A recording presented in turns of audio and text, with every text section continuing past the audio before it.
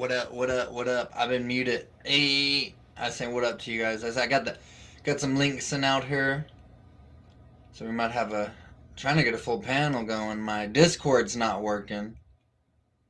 Oh, let me see. Oh, here we go. What are you doing, Dave? What do you got going on, brother? What's some of our usual co-hosts jumping up on here with us tonight?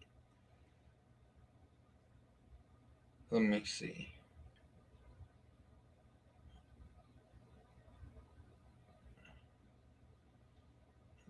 Let's get everything kind of settled in. I'm trying to send out some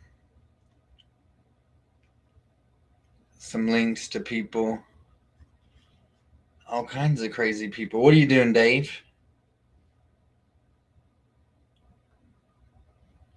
Shoot, dang. What up, Ryan? How you doing?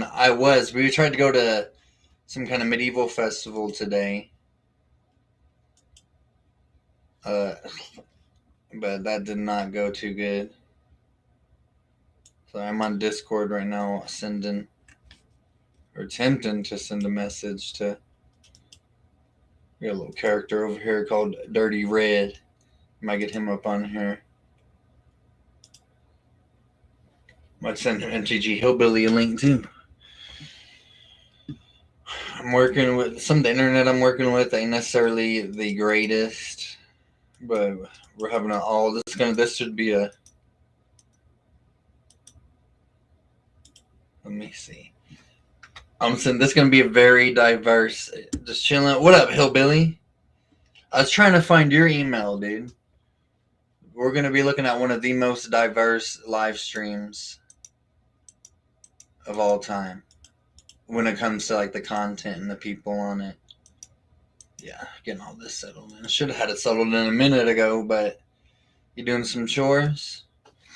I had to end up leaving last night in the middle of talking to you guys. But I had a good time. I got interesting for sure. I know that. Did y'all ever let that guy on the panel that was wanting to get up on here? I remember that. I was kind of like, what? I know he's all joking with me and sarcasm, but you know, sarcasm's lost on quite a few people. Let me see. Like I said, this could be pretty insane. I don't think I have your email, brother. Oh, I guess Hungary's having Hungary. How do you say Hungary?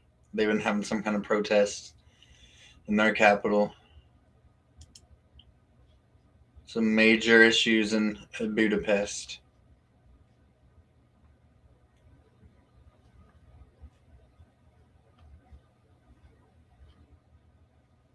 Brown University, there was a Pichutin, Bondi Beach. Did y'all see that video over there in Australia, Bondi Beach? Yeah, that was pretty crazy. I guess the dude, Ahmed. What up, 231? How the hell you doing, brother? Because he came up in there like a hero. Saved the day. Out of nowhere. Took a lot of bravery for sure. And, you know, that's a place where they're pretty strict on weapons, I feel like. I wish I could show you guys the video. But that might be a little dangerous. Because it involves... I like to call them... The new term for them are pachuters. I repeat, pachuters.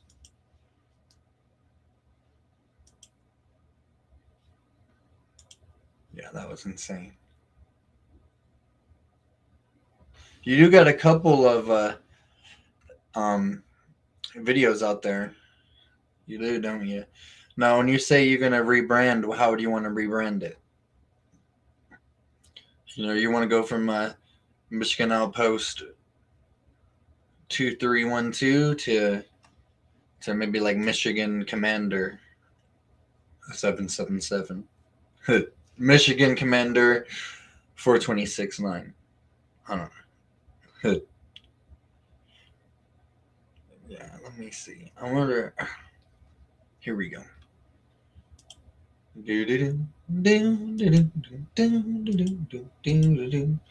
I gotta put some of that.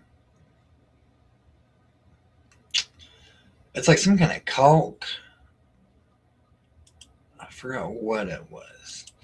But anyway, I have it. I got to use it to seal around my house because inside of you can feel air coming up from the little cracks along the floor. See what we got going on over here. What you doing? You freezing?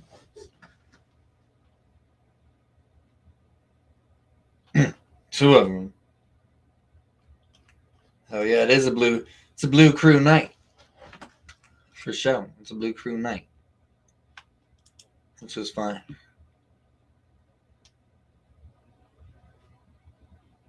I'm trying to see. I'm trying to get a hold of some protests.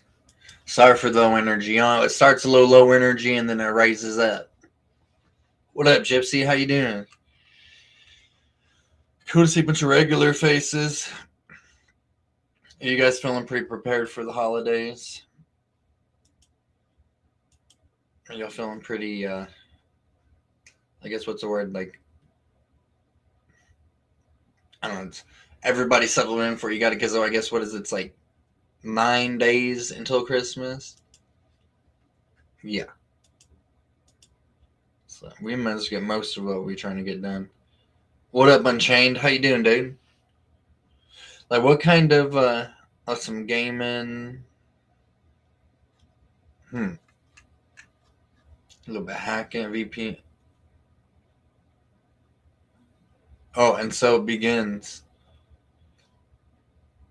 What, is that where your mom met your cross-dressing dad? You fucking weird son of a bitch. PDFRL. Sounds like a weird-ass name. OVH. Yeah, it seems like something that'd be kind of sketched out. Seems like it'd be something to be kind of super doobly sketched out. Let me see. I was considered doing a tattoo tonight, but I wasn't ready for it. I mean, I could go over there and do one right now. Get crazy, but I.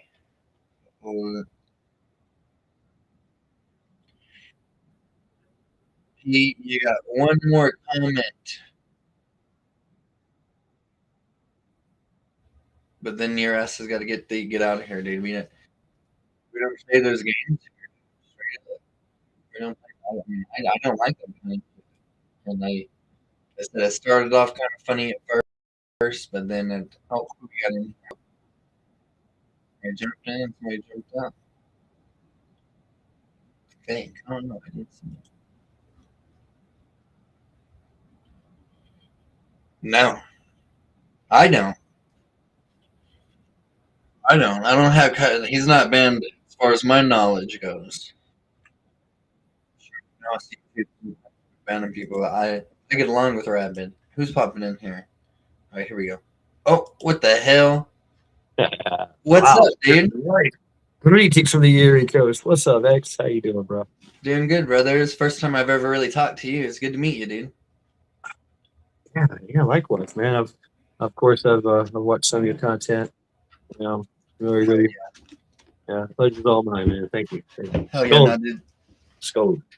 Skull to you, brother. The pleasure is mine, dude. No, I've been watching. You've been kind of like some of your stuff inspired me to, if I can find it, Oh, like shit. with the runic stuff that you be doing. So I had something I've been doing scrimshaw on this horn. I don't know where that's at my other house. But Oh, shit. Arts and Yeah, crafts. Yeah, talk to me. Hell yeah. Dig it. Yeah. yeah, I was I gonna carve on everything. you be carving. Yeah, I see you do the trial by axe, dude. Yeah, my axe, I carve the fuck out of that thing. My cars, my guns. You know, everything's got a name, and it's usually in. Yeah, usually it's in some type of rune. Younger Futhark specifically. Younger Futhark is the only thing that we can transliterate. I'm sorry, you got me going. So here we go. Younger Futhark is the only thing that can transliterate from Old Norse to English. Elder Futhark, we have no clue. It's Okay. vocabulary is lost to us right now. So I've heard bits and pieces. Like, I heard that like if you use some of the Elder Thuthark, because we don't know what it means, you could be doing like bad shit.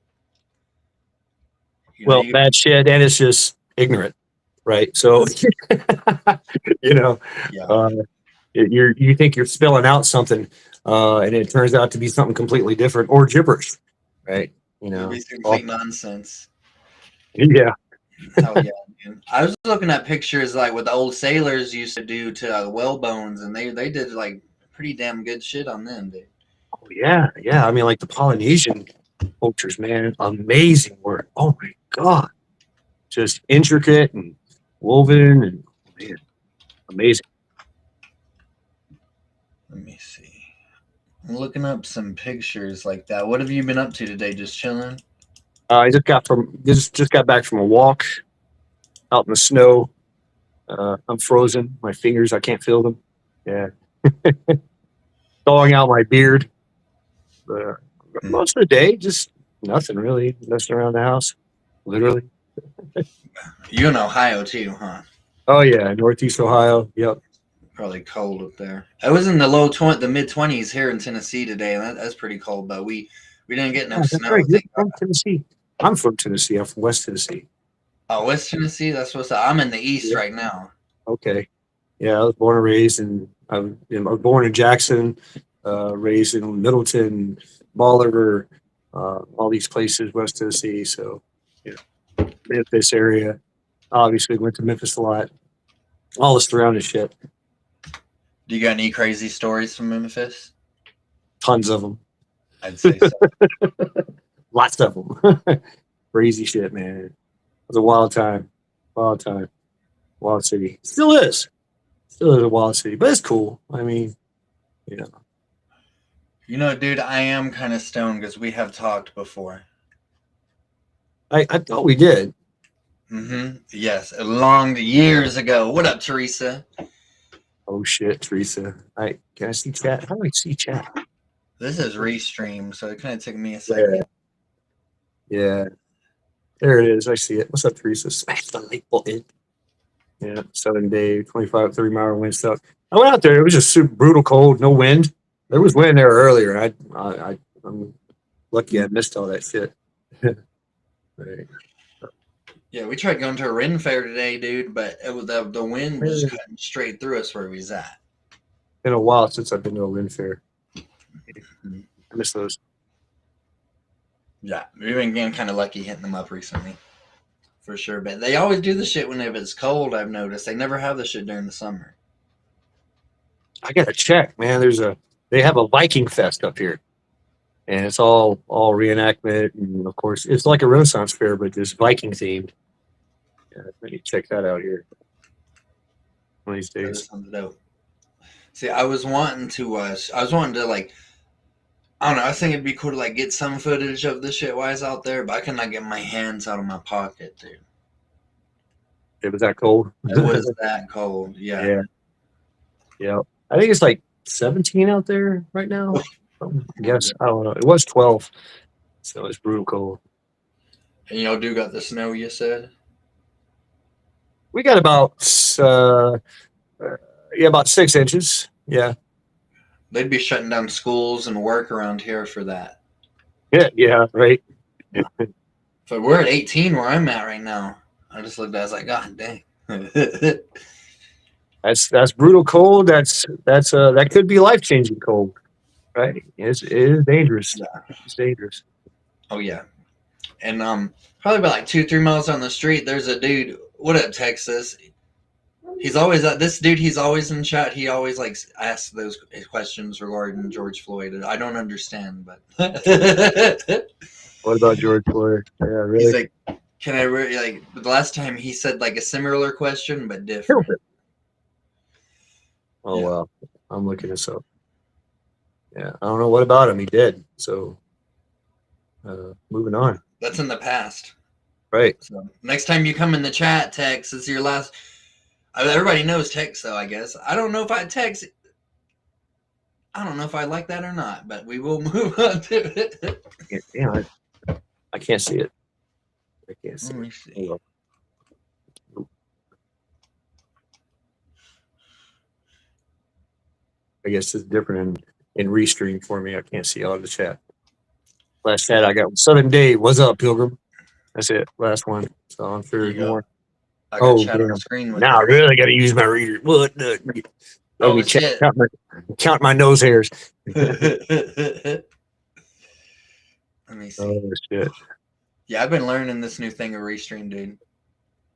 I started to do it, man. I checked it out, and of course, I was like, I'm going to use the free version. It wasn't user friendly for me because I am on my mobile. I'm on my mobile phone. Oh, did I cut out? I tried using Restream, and it just was not user friendly for me, and because I'm using a mobile phone, so probably the reason. And I'm not paying. I've had friends who've had problems like that with Restream. I was having problems like with. I mean, Streamyard was going great for me. I am the real. I'm the young Santa. Now go on, and I love Kanye. Now I would like to say that. What a Annie. Sorry, I went scroll from the chat, Matt Shad. My bad. I do it all the time, man. Hell yeah, it's my go-to. Yeah. These fools got me. What? Can you bring me back, dude? Bring me back, man. I'm sorry about that. I don't mean to sound foolish. Oh yeah, with the phone and so yeah, it's like StreamYard was going good, but then they jacked it up from $20 a month to like $50 a month. Hmm. And I don't think that's gonna work. No. I don't really like Nick Fuentes. How do you feel about Nick Fuentes, dude? Nick Fuentes, my opinion. Oh shit, my opinion of Nick Fuentes. I'm really not. I really haven't been familiar with him, and his exploits. I guess in the past, I am now. Obviously, everybody is. So you start looking at old stuff. Some of his shit was funny, and some of his shit was point. But right now, I think he's just a douchebag. Yeah. And he's getting attacked. I mean, he does edgy shit, right? He does edgy shit. So, but I can't really pass judgment on him. You know what I'm saying? I really can't. When he starts saying some weird shit, untruth stuff that we know is not true, right? I always have a problem, and that's with all of them, really. Like even Candace. I mean, it doesn't matter who. If you hear it all the time, right? They say something that's just not true, and you're like, wait a minute, that's not true. That can't be true. Oh, but it is. You know what I'm saying? I'm always worried of them trying to tell me what's true or not. Does that make sense? It makes total sense, dude. Because like, just because these seem like these people like align with what we might like, they could just be a plant to kind of like guide us into. I feel like in a way, if I'm smelling what you're stepping on. Yeah, that's where I'm at. You know what I'm saying? I'm gonna reference the song Fugazi Waiting Room, right? Everybody knows it. It's got a thing goes, I don't want the news. I can't use it. I don't want the news. I won't be ruled by it. And that just holds true today. If absolutely more so, right? Believe half of what you see and nothing what you hear. You're always going to get drawn into some kind of drama, and that's what they want. That's how they that's how they do their spells. That's how they manipulate us. So you got to just like take it all in as like, well, this is manipulation, but it might be entertaining. Are you not being entertained? Yes, of course I'm being entertained, even though I know it's bullshit. Right? So you're like, man, come on. But I don't know. You got me going. What? What up, Mother Freedom? I'll step back. Yeah, no, because it seemed like too much. Like I don't know, it just seemed like too much bad shit keeps happening. I mean, and the truth of the matter is, bad shit's always happening. Exactly. I mean, I've been all over the world, man. There's always bad shit going on wherever you go. I mean, it's always been that way. So yeah, of course but it's what they decide to show us, right? It's what they decide to show us. You don't hear about all the good stuff. You might hear about some feel good stuff here and there, but everything is negative. They want us as casualty vampires, counting bodies and shit.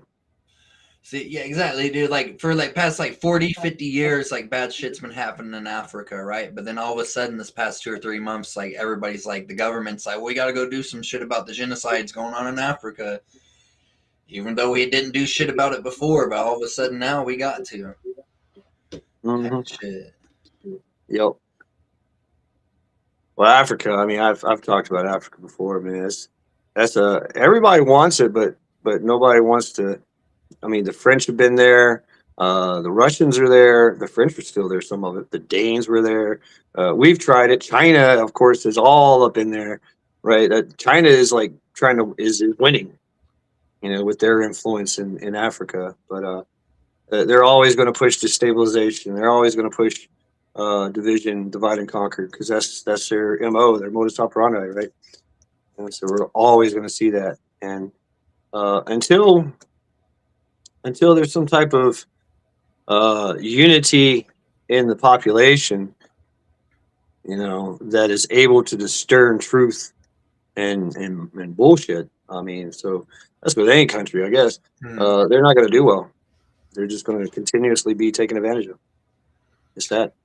And that is like nobody. There's no. I don't really think there's ever been a country. They've always like people. There's been the scramble for Africa. There's been like the Roman, Phoenicia, but anyway, but the scramble of Africa, like there's never in modern times, no countries ever wanted to help Africa. They've only wanted to exploit it. Like remember the Belgians would go in there and cut their hands off if they didn't get enough rubber. Like The they never, Portuguese, all the of them, Danish, yeah, dude. Like they mhm, never wanted to like help the people. They the only wanted to the send the British, riches the back to the Spanish. home. I mean, everybody took advantage. The British there's still stories about it. The Indians. Everybody's gotten in on that action. But of course, like you think of traditionally, that's why Northern Africa was, always strong because they had the caliphates. So and they had professional veteran standing armies, powerful enough, so much so to whoop the Vikings' ass when they went into the Mediterranean. Um, so in that campaign, so they've always been a strong force to be reckoned with. So and Southern Africa, Middle Africa, especially in the Congo. I mean, oh my God, Congo's huge, and most of that's freaking just jungle, wildest jungle in the world. Yeah, I couldn't imagine like that'd be like Vietnam on steroids and crystal meth times 20 type of shit, like fighting against Right. those. They're It's the crazy. stuff of legends and nightmares. They're still finding all kinds of cool medicinal plants and shit like that. But they're also finding there's also horrors that they're finding. Like, what the hell is this thing? This long vine looking thing that snatches rodents from the ground and takes them up to the sky. It looks like a vine. What?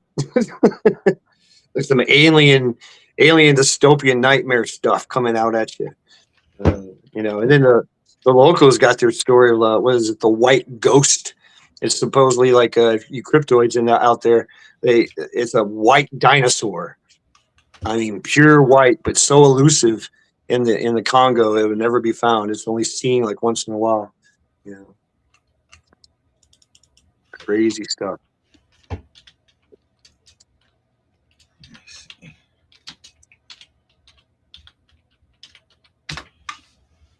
Rayanne, I see Rayanne. What's up, Rayanne?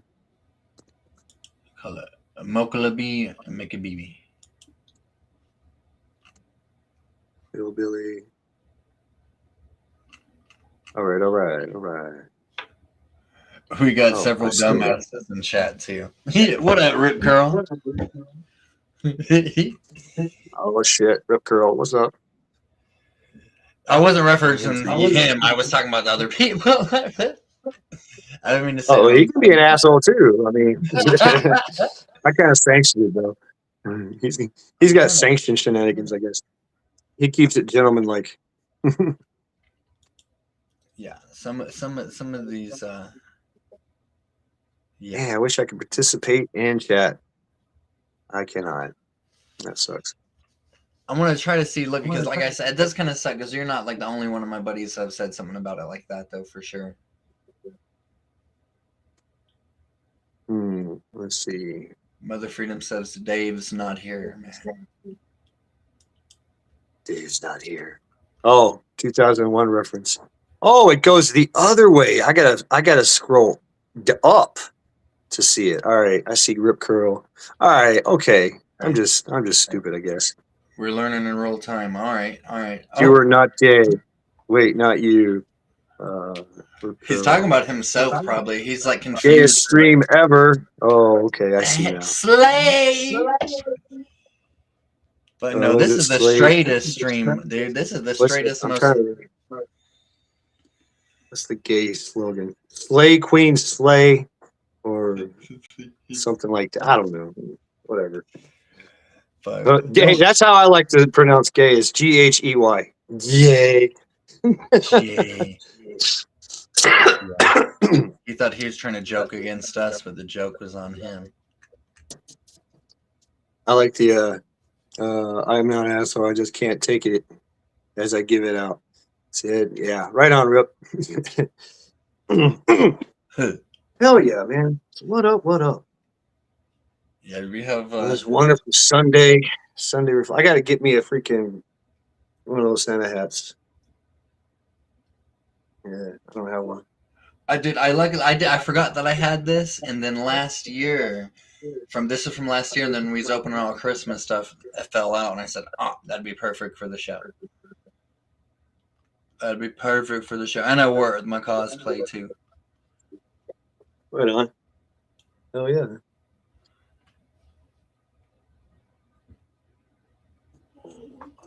Let me see. Oh. We have a B-level celebrity joining us here in a second as well. Oh, they're higher than me then. Wow. Oh yeah. Are they monetized at least? Dude, they don't eat. Dude, not this. But yeah, they. It's a B-level celebrity.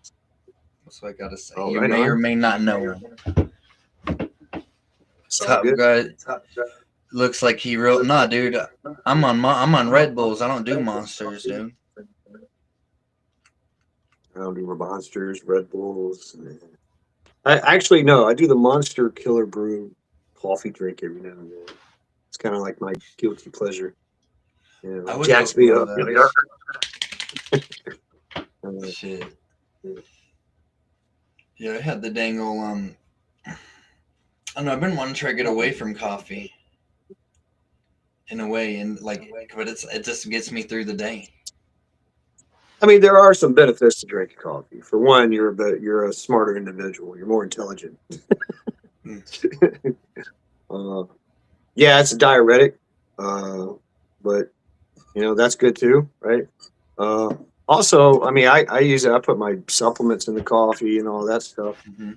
and it tastes better. I feel you. I used to be like that. I used to be no coffee, but now I'm 51 years old. I cup of coffee, and that's my cup. A cup of coffee in the morning, and I'm good to go for the rest of the day.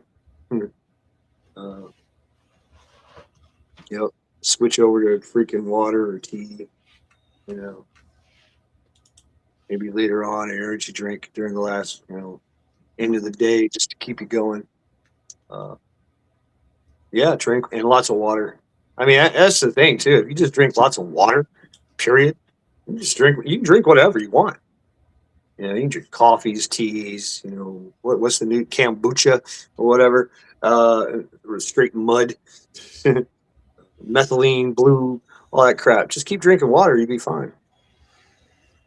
I like that kombucha. I want to start drinking water. I've been on the path of quitting soda. I feel like I drink too much damn soda. Quit that long time ago. I'm glad I did. I used to be addicted to Mountain Dew. Addicted, really. That was my crack. Had to have my Mountain Dew, you know. And yeah, getting off soda is the best. It turns off. It literally turns off your stomach acid.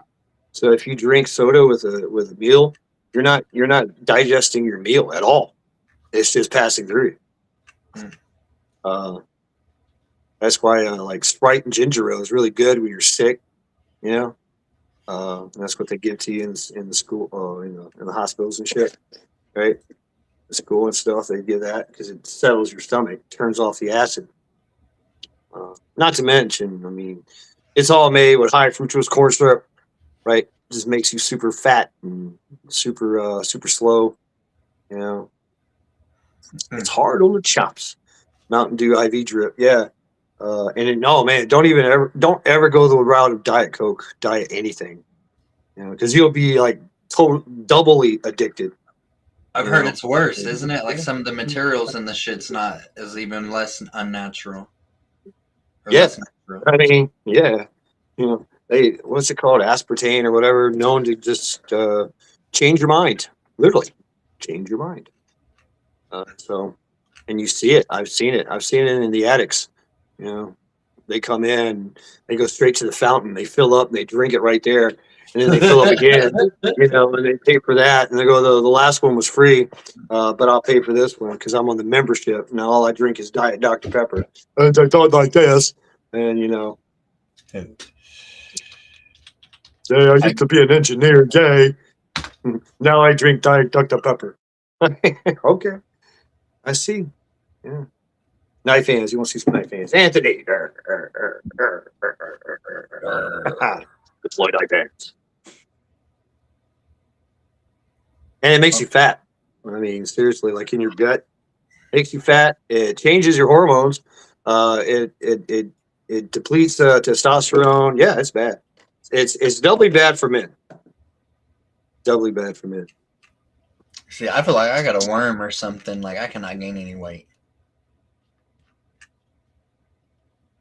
Yeah. Those Mormons, they're drinking the hell out of soda. You see that Tyler Oliveira video? Mm.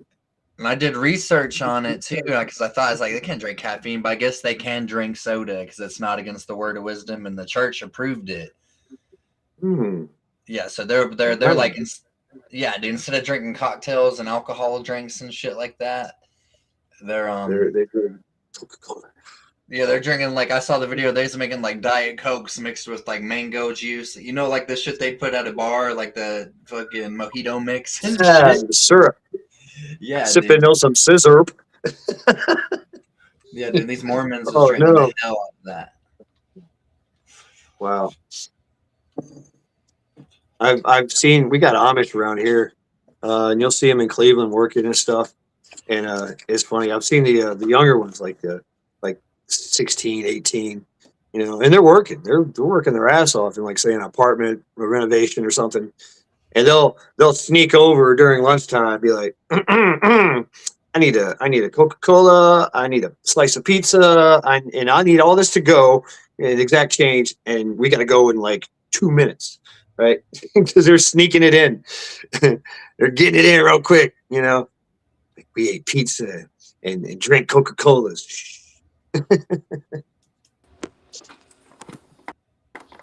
What up, dude? Are you addicted to soda? Hello?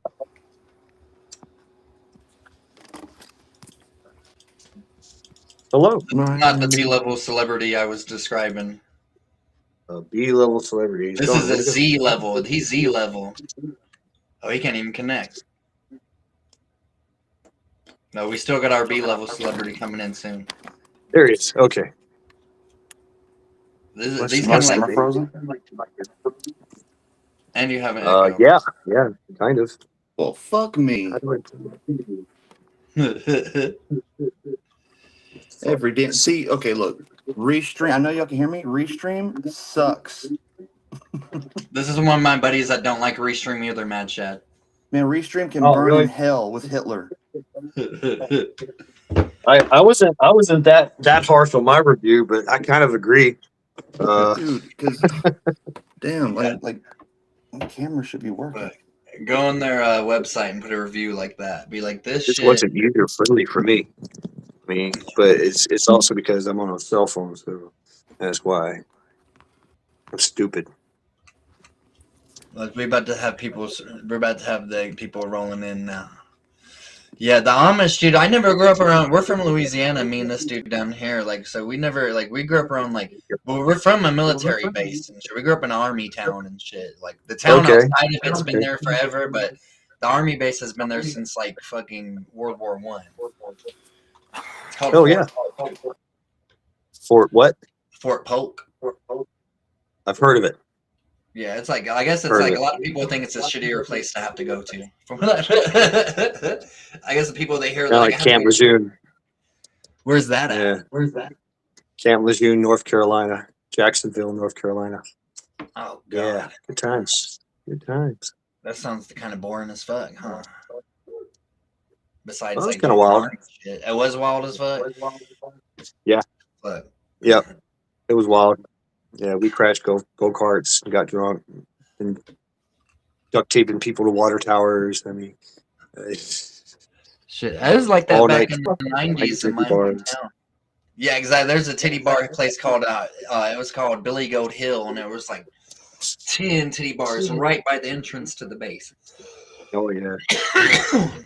Yeah. Well, we had titty bars everywhere. We had buy me drinky bars. We had the massage parlors everywhere. You know, it was crazy. Damn, dude. Debauchery. Yeah, debauchery. And of course there was drugs everywhere. Right, you know, and drinking. And we're Marines, so you know, only drinking allegedly, right? Type of shit. Do you think they get down like they used to, dude? Do you think they still like are the same? Oh, yeah. They do. Okay. Yeah. Oh yeah, that's a time honored tradition. It's a time honored. I mean, you know, fuck. Damn, that's a Oh yeah, you want to get drunk. Get It's drunk like not and get a being inspired. tattoo and not remember how it happened. You have something like that? No, but kind of still messed up. I got a Okay. tattoo that I got, and I thought it meant dangerous, and instead it turned into caution. Like it means caution. Like caution, electrical shock, caution, Shit do like not that. cross. Oh, versus okay. The Japanese kanji for caution. I'm a fucking Japanese street sign. That I'm an is idiot. I was just saying that's why I gotta be careful. Like because I carved like I tattooed some shit on me. I don't really even know what it says 100% either. What up, JoJo? Okay. Y, X, and what's the middle part? With this The one middle right here. finger. Yeah. Back up a little bit. That could be interpreted as an F, maybe. So Wow. M is that X? So I don't know. You got me, and that's a S at the end. So I don't know. I hope I had this shit was because I heard that if you put this shit backwards or upside down, it's bad luck too. Is it some kind of runic inscription? It is some. It's I tattooed it on myself, and I was just randomly picking runes I thought would be looking good on a finger. Okay, all right. I mean, so yeah. And you probably use some sigils and things of that nature. I was To cross interpret referencing, and I'm sure it was from the younger Thuthark, but I wasn't trying to spell nothing out. I was just like looking at the symbols that I liked would look like. But like you said, I had to be. I need because that is something I'm like trying to do research on too. Because like I do like that stuff, but it's like damn, I don't want to put like some terrible shit on my fingers. You know what I'm saying? I mean, you know, for me being a someone that's a hobby of mine, is transliterating from Old English, Younger Futhark, in English. Yeah, I can't read it. I can't decipher it. I mean, there was only one I could decipher. But the mixture, of younger and elder, that happens a lot because everybody likes the name Elder Futhark, and think about from a linguistic standpoint, the Elder Futhark had more symbols, like our alphabet, right? As opposed to the younger Futhark, where they only got like 10 or 15 or 16 or something. Like one rune means like 5 different letters. It was like some kind of progression or degression in their evolution and their linguistics. It's kind of weird. It's still being studied to this day. Maybe they went through. But you're talking about a group of people that they did everything. They passed things down, by the oral tradition. Yeah, I said oral. They told the stories, right? You were picked. The oldest son, come here. It's time for you to recite the story, right? And he would recite the story as his forefathers did, and as his sons will, right? And that's how they kept their histories and traditions and passed them down. So there was really no need for a freaking alphabet. There was none of that. Only the jarls, the chieftains and stuff. They would want to make monuments, and you're like, well, how do we do this? And so even in the study, like the old ancient stuff, there's grammatical errors all throughout it. So they contradict themselves. All right. So I see this. Who's that? This is BJJ Daddy once again. When you had said that there was a digression in the alphabet, I made me think, because like maybe they went through like a little minor civilization collapse, and they like didn't care about writing shit as much, like. Oh yeah, I mean they're farmers and fighters. Really no need for, record keeping. Can you hear me? You sound good to me. Okay, perfect. A little low on my end, but I think I can adjust. How about now? Oh, yeah. All right. Oh, man, I feel for the live streamers, YouTubers, but I mean, at some point they have all this money and they can afford all the good stuff. Right.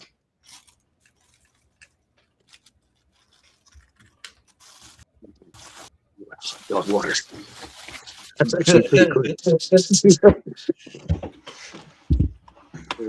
Now, at one point, do you think like it's crazy how like the Vikings, they used to be badasses, kicking ass, like taking names, conquering Sicily, doing all this shit, and then now people go to their countries and they can just like do whatever they want, basically,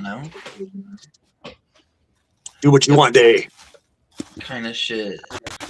You can go to Sweden and just walk around and slap somebody and not get in trouble, and then just fucking go and steal something from the store.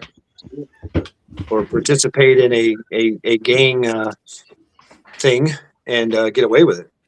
Yeah. That's their major thing. That's what's going on over there. So, that R word a lot. The people that are protesting against it or speaking out against it are being called like racist in their own country. Or being arrested for hate crimes. How does it make sense? America. Like, I feel like we fighting and we started protesting and everybody else followed. Yeah, but exactly. See, America, but that's like, but Sweden, that's the Swedish people's country. You know what I'm saying? Like America, we belong to all kinds of shit. It's not just, you know what I'm saying? Yeah. I'm trying to skirt the line of saying, so it's kind of like, but in America, like I don't know. So if there was a bunch of people going around doing R words to people here, I think we'd be kicking ass and taking names. I think we'd. We did. I mean, that was traditionally, that's how we dealt with that. Yeah. It was handled. Yeah, we don't put up that kind of shit. And I think, and for the longest time, the UK wouldn't do that kind of shit either. Like whenever they took over India, there was these people that burned widows whenever their husband would die. And the guy who was in control, the British colonel, he said, well, they was like, it's our tradition to burn the women. And then he said, well, it's our tradition to hang people that burn women. So no more of that shit. Yeah. So it's like, we need to bring that kind of shit. We need a world civil war, dude. Like in GTA 6, possibly in real life. I got a skirt because I've noticed that GTA 6 or GTA 7, I use that terminology. You can kind of like say crazy shit. But a world civil war, because like, I'm not trying to bring it. Not globalism, not a one world, but we would need to unite in a way, people, because it's either that or the people all the countries, the liberals all are willing to unite together for their hive mind and one world ideology. Yet we are afraid to unite together. Because but that it would be a world civil war. I mean, you're starting to see it. And I'm starting to see it as well. I've got a bingo card, and I think Ireland is is at the top. I think it's going to go. It's going to pop off in Ireland, where you see that that GTA moment where that's it. They're done. We've had enough as a indigenous population, and that's it. And they have a history of it. But France does too. I mean, they've got uh, the the record for the most revolutions in a Western world, like 3 or 5 or something. We only got one, maybe 2, right? So, We uh, gotta catch up. and you look at other countries where, you were talking about Africa. I mean, there's a civil war like every week. You know, Mhm. um, so it would. I don't know. I mean, yeah, because that's I call them EOs, the elite occultist, uh, right? And because that's how they want themselves to be personified as. But having like a hive mind, world mind, I think something like what Ronald Reagan was talking about. Like we would need something like from the outside uh, of our confines of our planet to unify and unify everybody and galvanize us all as human beings as one big part of a family. Right? My race is the human race. What's yours? They're not human. So, boom, we all come together as a family to take on this alien threat. And so that being a microcosm and a macrocosm, right? So stating knowingly, that's how it works in every country. Every still is divide and conquer, right? And then those that are divided start to galvanize with each other and build and become a formidable force. Uh, you know, through influence and an actual tactical strategy and might, and resources. So that's how it works. That's how it builds, and that's what they do. That's why we see so much going on. The divide and conquer.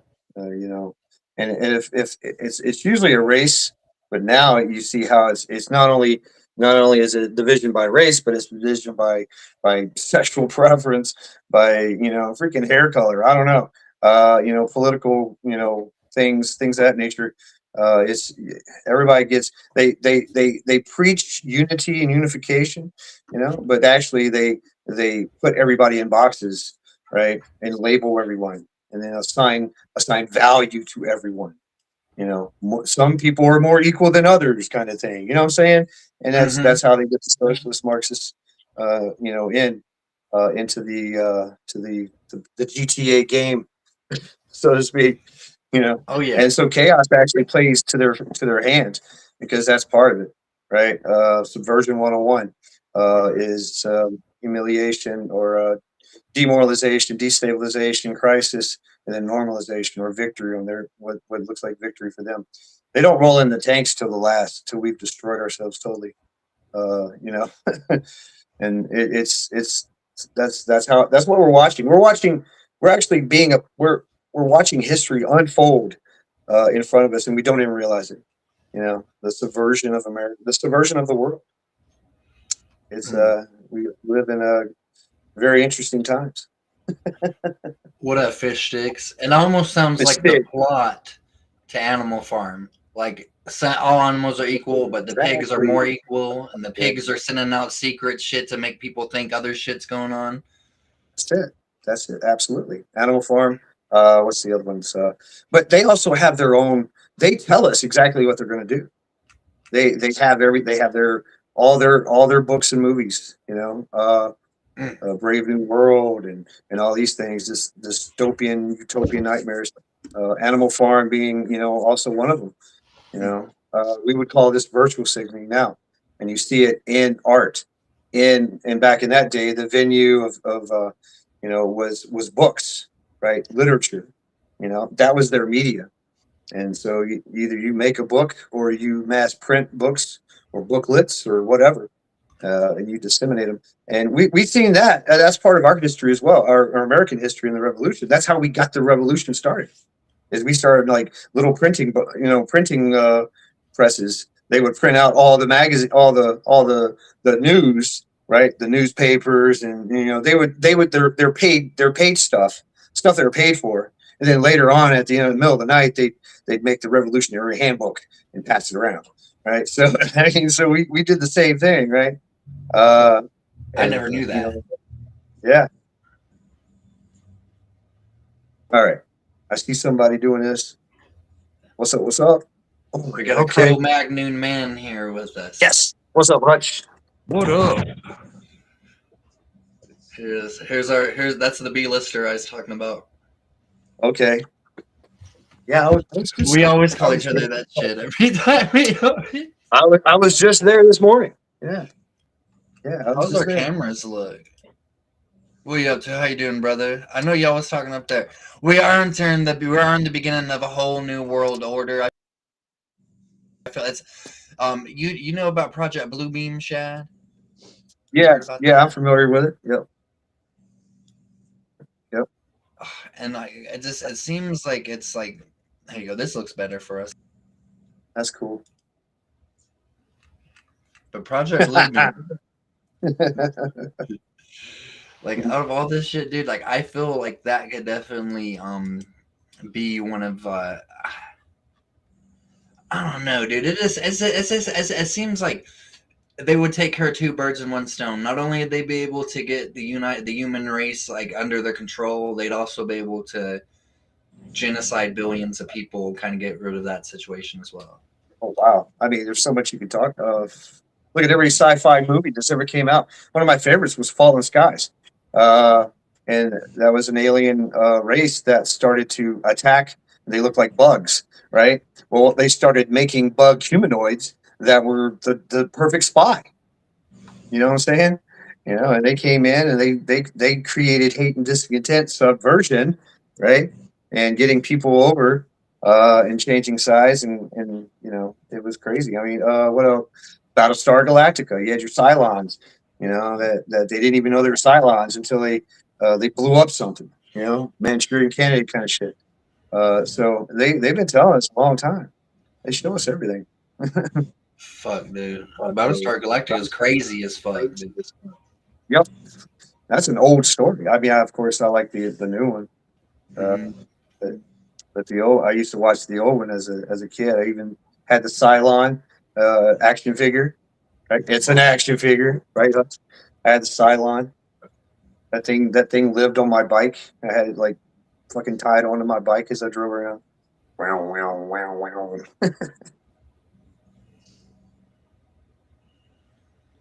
See, like I had heard, like I'm gonna spoil it for anybody in chat, but I think like isn't it like where like the Cylons and the humans end up crashing on Earth and restarting the human race and shit, and that's actually the ancient history.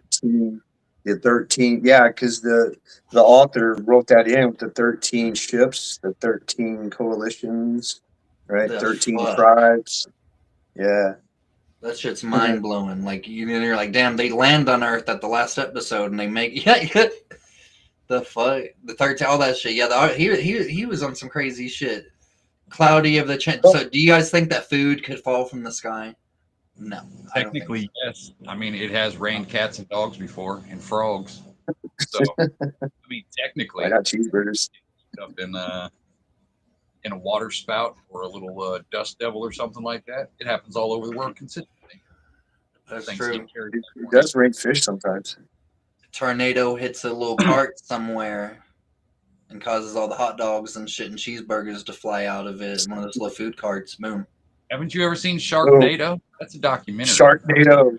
Yes. I've heard about that shit. My mom was into all the shark craze. It's a real life. It is over the top and stupid, but it's absolutely hilarious. What's that? The party chick, Amy Greer. She gets eaten every time in a gruesome way by some flying shark. Karma. What up, chat? All y'all. I see you. Regulars. Bunch of new people. You seeing chat good? We've been having to work on this restream thing. My buddy, he said, I don't ever want to do a restream again. Next time you do something else with me next time. It's like, okay, that's why his message. I mean, it's just different. It'd take a while to get used to it. I've just been doing StreamYard for so goddamn long that everything. Mm-hmm. Close to 5 years we've been using StreamYard. Yeah, I went back to StreamYard. Fuck it. It's easier. 6, 7.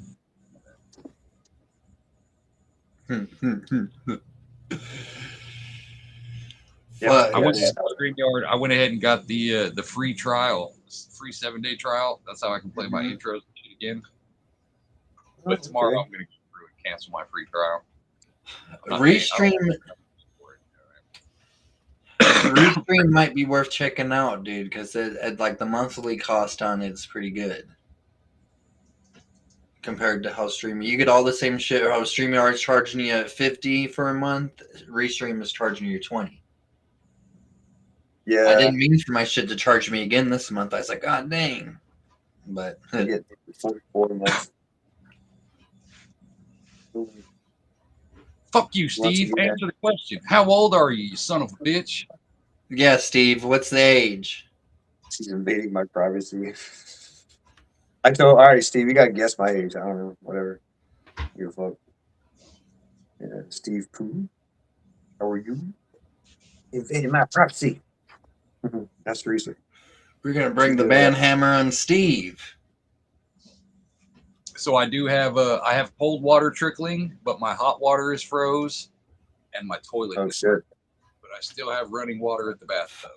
So How do you Wow. get that unfrozen, dude? wait till it gets warm again. God dang. Let me look at the weather I'm at. It's 17 degrees where I'm at. Yeah, it's I think like that it's here. It's there too. God dang. Fuck. We're supposed to be back up in above freezing all week. Today was the coldest day. Like, and it wasn't really that bad. Like, it's fucking stupid cold out there right now. But like I said, it don't really. I finally went outside. Get some AOL free trial disc. I need that, Carl. That and the Norton software disk. You got any extras of those laying around? Oh shit! Those are collector's items now.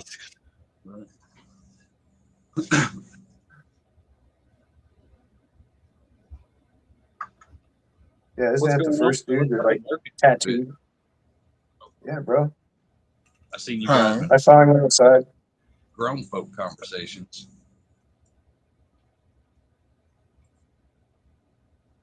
I finally went outside. It's cold as fuck out there. I'm scared to go outside. I was all day. I was afraid, but not for that reason. Yeah, see that AOL. Strip down to your boxers and go stand outside for 7.5 minutes. Treat it as a cold plunge. Yeah, I was gonna say jump into the water. Yeah, I thought about doing that, doing some cold immersion, but even when I was wearing gloves, my fingers were freezing, and it was a bad day. A bad idea.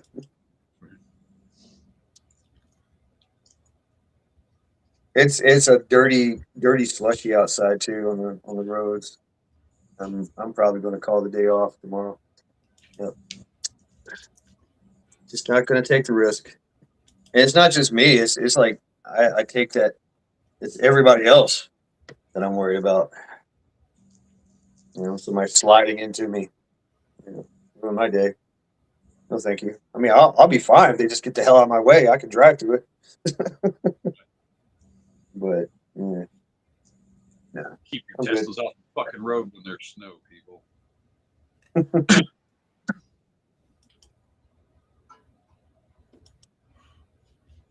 Yeah. Let me see. What up, Carl?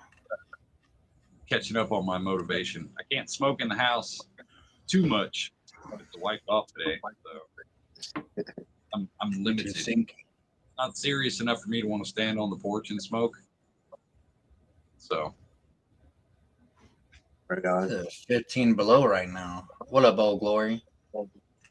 Glory. dude, our wood goes in there fucking kicks ass. That stuff is rolling. Yeah, come on, Carl, get that wood stove, man. That thing's awesome.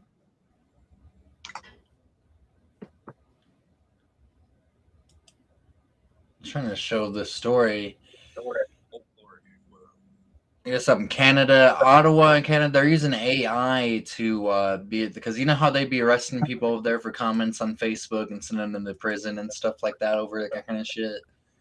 So Yeah. they have like they're using they're like investing more money into AI for a government way to monitor all of their social media, basically. It's a trendy thing. It's going to happen here. It is happening here. That's already there. In 10 What's years, You heard about that guy? businesses in America will have some kind of AI influence. Did you hear about that guy who got sentenced to he's a year in prison and 2 years probation in Canada because he was posting anti-Semitic shit on Facebook. They just gave that one guy here all the power to do that anti-Semitic flush of our social media here, and he's going to use AI to do it and they're going to work out legislation fines or something for people that are anti-Semitic that he deems anti-Semitic. So yeah, See, but that's Go how get it that. starts, dude. I think it's gonna start with that, then it's gonna go to other hate speech arrests. In well, they GTA just get 6. to choose what hate speech is. Yeah. They get to tell us what hate speech is, And you don't know until you did it. right? Yeah, you're the example. A Central Florida middle school student was sent into lockdown after the automatic weapons detection system there mistook his clarinet for a shooter. So they sent the whole school into lockdown. The code red. About right. Oh no. What was the one, man? Is the kid that ate his piece of toast into the form of a gun, and he was in the cafeteria with this toast gun that he made, and he got in trouble for it. Yeah. See, I think they're trying to like get the kids not to be into guns now. Of course they are. Kind of way. Yeah. Apparently, Oh, what they did. They were saying that there is a poll. This might be completely squirrel. But the question was, would you rather live with illegal Mexicans or legal Indians? And apparently, roughly 84% said they would take illegal Mexicans over legal Indians. So there was a big uproar in the usual circles. Oh, America is racist. Kind of like, how? How is that racist at all? I don't know. I'd rather live with anybody than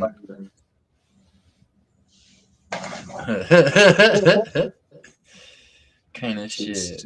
Mexicans aren't rude to you and shit. Like sometimes Indians can be in GTA 6 at the gas stations. Gonna tell me I can't get somebody tell me I can't return some shit and I open it up right in front of you. And like, if we're being honest, Mexico has more of a cultural impact on America than any other country on the fucking planet. Fuck yeah, they do, dude. Right? Yeah, we celebrate their holiday, Cinco de Mayo. Right? We don't celebrate no fucking funky ass Indian holidays. As far as I know. No. We don't do the cow poop thrown at each other. No, I'm Or not the opposed to curry parade. They're throwing curry everywhere. Yeah. They do have some epic fireworks at these things, though. I have to say that. Epic. You know, it's some next level shit. if they could just figure out how to aim them up. Oh, right. Yeah. Yeah. Well, that's the fun part. That's the tradition. Yeah. They like to shoot each other in the eye with projectiles, fireworks. There's some Roman kid at 5 years old, he got his eye poked out with a firework and curry, right? Because they're throwing curry everywhere too. I mean, so people whacking themselves with freaking chains. Yeah, I wouldn't feel safe there. Monkeys flying all over the place, Fucking monkeys, man. Stealing everything, throwing poop at you. No, it just doesn't. Yes. I mean, you talk about excitement. They got Fun for the whole family. Y'all seen the videos where they have their temples for rats, and the people will be drinking milk out of the Yeah. bowls that rats are shitting and drinking in and walking in, Oh, yeah. and they're just eating with the rats. Yeah. Yeah. Because that is curry. That's why. Curry and hot stuff. Chili peppers. That's the key to living the attack. Viruses and pests inside of your body. Most of that you can't pick up. So, with this, that's why they have such a hot diet. They can swim in the Ganges in that fucking septic tank. Be all right. It used to be a holy river connected to the Buddha. Oh, it's What, it's, Jules? it's still there. What's up, Jules? Shit, What rat. a roughneck. Roughneck. Yeah. I mean, the river is always sacred. Even the Hindus say it's like that's where Shiva copulated with the earth and created life. That's what the Ganges was. I love origin stories. Yeah, dude. Like, and it's crazy because it's like that's why like I get upset when I think about India is because that's like one of the oldest places for human history. I love human culture and history, but they don't give a fuck about their own history and cultural traditions. I feel like I think they had to be taught all that shit again. Sorry, Hutch. Gandhi was full blown psyop. You have a little bit of an echo. Do I need to jump out and come back in? Jump back and come back in. Remember, Gandhi was a psyop. I agree. Let's get back onto that. He might possibly be in hell as well in GTA 6. What at 101? 101. Oh shit. Yeah, I mean, Gandhi. He had some ties to the crown, some ties to our peoples, right? He had a lot of Was he a interesting. pervert? Possibly, that's how they probably got him. He went to like 3 colleges. And what happens in college is you party your ass off, you get drunk, you pass out, you try new things, right? That's how they got him, probably. Ladies. Yep. Like, oh, whoop, that wasn't a lady. And we got photographic evidence of you doing such. And so, guess what you're going to do for us for the rest of your life? That's right. You've been honeypotted, right? Yeah, that's how they do it. Oh no! All right, Hutch, speak I'm words. Gandhi, and I've been tricked. That was cringe. I'm sorry. That was pretty good. That was pretty good. Yeah, he could totally be a psyop because I feel like they are better off whenever the British controlled their country. Oh, 1,000%. In my opinion. Yeah. I know Hong Kong is saying that right now. Oh yeah. Yeah, they pissed right now. Yeah. I mean, China took over. I mean, they're how long did their freedom last? This is like early 90s until whenever China invaded again and said, nope, you've been annexed. They're still fighting. Remember, they was fighting little bows and arrows a few years back. Yeah. My 5x5. Nope, I hear an echo. Yep. I think the echo's on Chad. I'm sorry. It is. I think it is on you, brother. Okay. Try to come out and then come back in if you please. We've discovered it. What up, Days? Yeah, Gandhi would not ride in train cars with black people. Gandhi forced his wife to die of a disease to protest the pharmaceutical companies. So she died, and then a couple years later, he ended up taking the same goddamn pill anyway. You know what I mean? Shit like that. Just dude's a piece of shit. Yeah, and he was trading his food stamps to do all this shit, to fund all of his movement. Right. Food stamps all day long.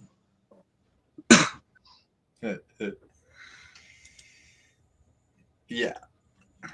And I guess he influenced a lot of other psyops that came after him as well. I think Gandhi was the was the original pusher of the scam culture that is now prevalent in that country. Oh yeah, that makes sense. Do you think they've always been scammers over there? I mean, not all of them are. We're not talking about them in hate. We're talking. See, that's one of those things that I don't really know. Like, I don't know enough about. I know the romanticized India, but I don't know the actual cultural aspect of India 1,000 years ago. You know what I mean? Were they honorable? Mhm. Were they trust society, or were they just con artists and gypsies? You know what I mean? Like, I don't know. I can only base it off of what I've seen over the last couple of years, and that is no bueno. They're kind of split up in a bunch of king. You know, that's where they say gypsies come from originally. What, from India? Yeah. Yeah, they call them gypsies because to them back in the medieval times, they didn't know what a person from India looked like. They assumed that they were from Egypt, so they called them gypsies. See, I always Thank you, assumed that Anthony. gypsies were little hat people who were just nomadic. Little hat Yeah. people. People talk about the little hat people, but the Indians beat them by 10 million fucking miles. Down. But that I always associated that with them because it was like, you know, you got the curses and the hex and shit. So it's I was growing up, it was either voodoo or little hat people that had that. You know what I mean? I think of when you say They gypsy, were I think of tweeted about Slavic. the seven in all the countries there. Yeah. Right? Yeah, they assimilated to each area. Hungarian kind of. Yeah, that's how I think of them, as like Slavic, which they are, you know, running around. They're usually, there's some kind of, like you said, like some kind of witchcraft going on. They've got their own shaman. You know, she's in the third trailer selling meth. You know, Right. In Ireland, they like to fight. It seems like they're like a bunch of fighters and boxers. yeah, that's why Ireland's on my bingo card. You I'm saw waiting the for video of the IRA coming out talking about this immigration shit 2 weeks ago. Yeah, they're not happy.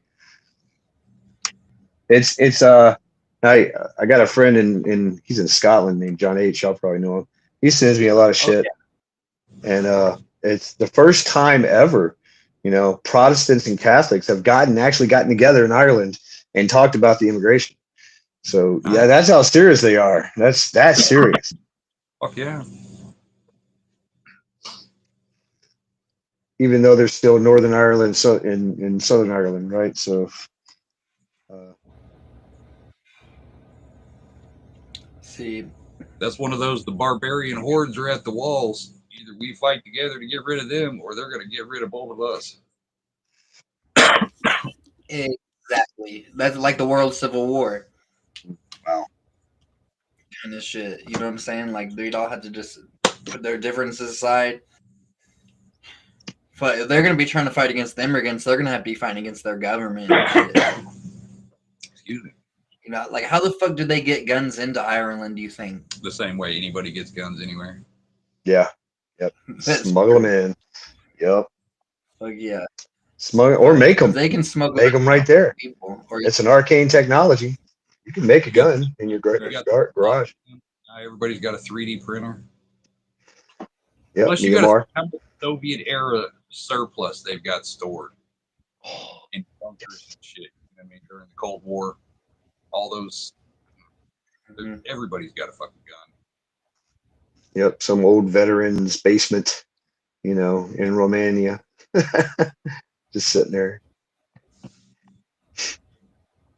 Yeah. Or, Australia. I mean, man, what happened in Australia today?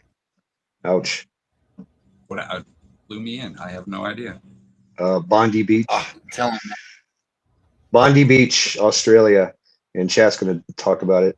Bondi Beach, Australia. 3 men, 2 shooters came in and shot up a Hanukkah celebration at a beach. Killed like 12 people. Injured like 20 something. Had people running everywhere. There was a hero of the incident, Yes. though, a guy named Ahmed Al-Ahmed, and he came Yes. up and tackled the guy and said, That was "Turn around." awesome. That was awesome. And I watched that over and over. Yeah, he was a food vendor that had been living there for years. And he just grabbed the guy. Now, that's cool. He grabbed the guy, grabbed the gun from him. But who was the figure that ran up to him like they were going to do something that stopped at the last minute? It looked like a chick. I saw Yeah. that too. I want to know who that is. It looked like a chick, or it could have been a long-haired dude, though. It could- looked yeah. like they could have been. Could have been a long-haired dude. It could have been a woman. But they ran up with purpose like they're going to do something. Like I would have shot that guy or whoever that was running at me. And I'm like, what? Back up. Right. Okay, hold on. Let me go ahead and get this guy. But they backed off at the last minute. So I'm wondering who that is. It all seems weird too, because like that guy's trigger discipline was crazy. His adrenaline had probably never been that high in his life. He'd probably never fucking messed with a gun before. I don't know, because I feel like they don't really mess That's what with they guns said. in Australia. Yeah, they And got he guns. did not. They got him. Yeah, he kind of like stuck it under his wing. Yeah, he winged it. It was a long shotgun. It looked like. I know the It guy on the almost bridge feels like had that would one. be the start of a new trend, where it's kind of like, oh, mass shootings are kind of played out, one person. But if you got a team, 3 to 6 Mhm. people, you know what I mean? That seems like it might be the correct, you know what I mean? That could be the foundation for people to get ideas. Or it could just be a cultural thing that is going to be commonplace here, where you got multiple shooters in these mass shootings. Yep. Because That's what Russia. do it now. Yep. Russia got hit like that. 6 people ran through a mall, just shot the place up. It happens all the time, obviously in Africa, the Middle East. They had somebody try to affect their Christmas parade, like drove a car through a parade, a small Germany. town parade, all that shit. Germany, Italy, France, they're all facing that. Yep.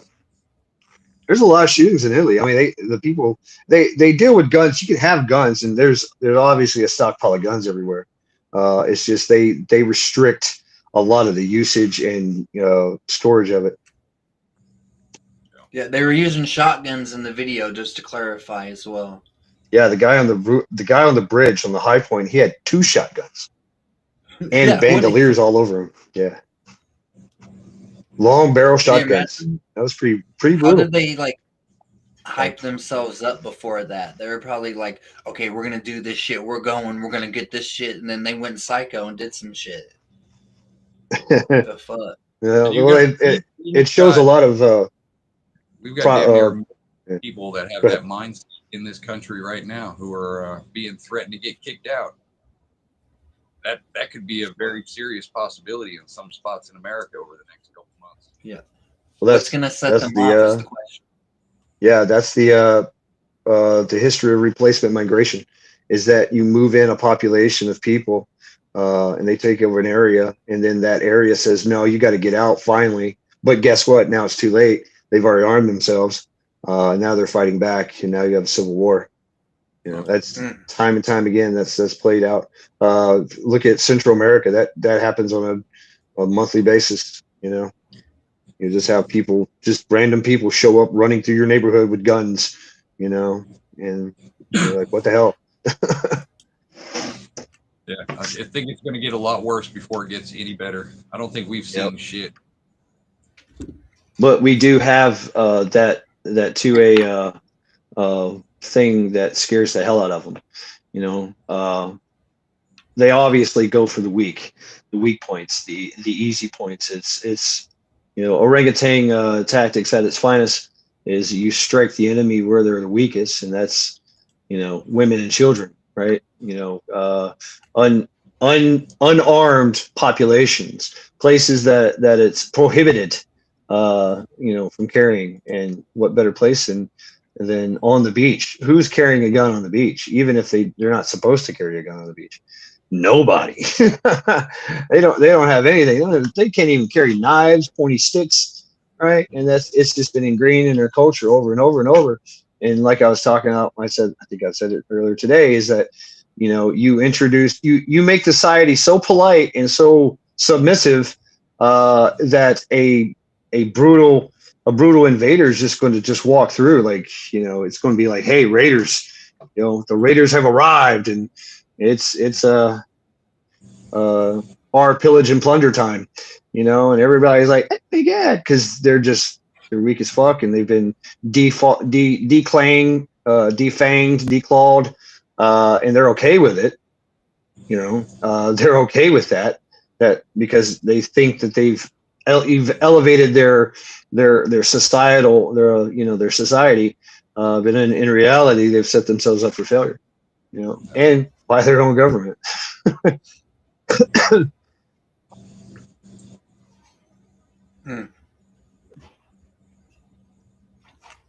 But here, it's more volatile. That would be extremely volatile if something of that nature happened here, and it is. It's starting to. You know, you see enclaves, caliphates going up. Deerfield, Michigan. Oh my God, definitely.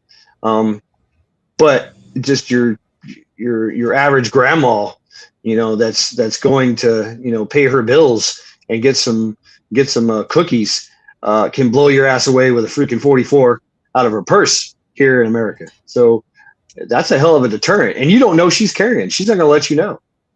But you come from a culture that's built on civil war and piracy. That's really not that much of a deterrent, though. You know what I mean? They'll go for the weakest. They'll go for the schools. They'll go for. You know what I mean? Yeah. Yeah, they got guns too, right? Yeah, they come from a culture of hell. They're worse with their guns than we are. They're shooting themselves at Christmas parties and, you know, shooting up in the air. The dance. Oh my God! You ever seen the dancing shotguns they do? They make a shotgun dance and they shoot it off and make it flip, and they do like freaking rolls with it, like your color guard. You know, they do that with live rounds. Damn. They must be bored. They must have nothing to do. Yeah, I mean, you stuck in a village in the middle of the desert, and ain't nothing else to do. You know, You can either hang out with a goat or you can mess around with the shotgun. yeah, GTA. GTA style, make it dance. These people come from that shit. Like their entire culture is the fact that, hey, we can walk over dead bodies 360 days out of a year, kind of situation. You know what I mean? Like it's a whole different culture that America is not fucking ready for. And they're Yeah, I gonna think try you're to right. go for, their moral legal standards on people who are like, dude, we will fight to death with you because we want to rob or sexually assault somebody. What do you think we're going to do if you try to kick us out of what is now our state or our country? I mean, you heard Ilhan Omar say it, well, some of y'all did, where she was talking about America is going to have to get used to the fact that they need to do what the Somali people tell them to do. I mean, like, this is a sitting fucking politician. How is this? You know what I mean? Right. America has been invaded. That's not hyperbole. You know, we've literally got people in our government telling us that we're going to listen to foreign countries. We've been invaded. You know what I mean?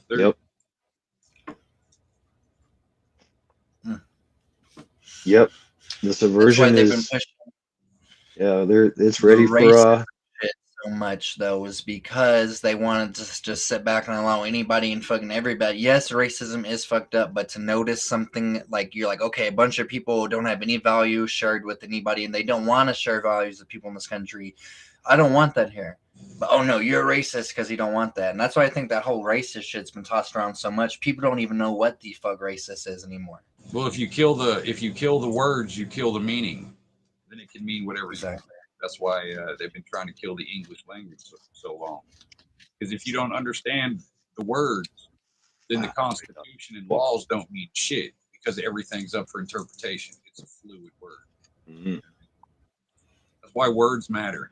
Because if people don't know what they mean, then every legal document we got is trash. And he says some people's way of life is based on peace upon death.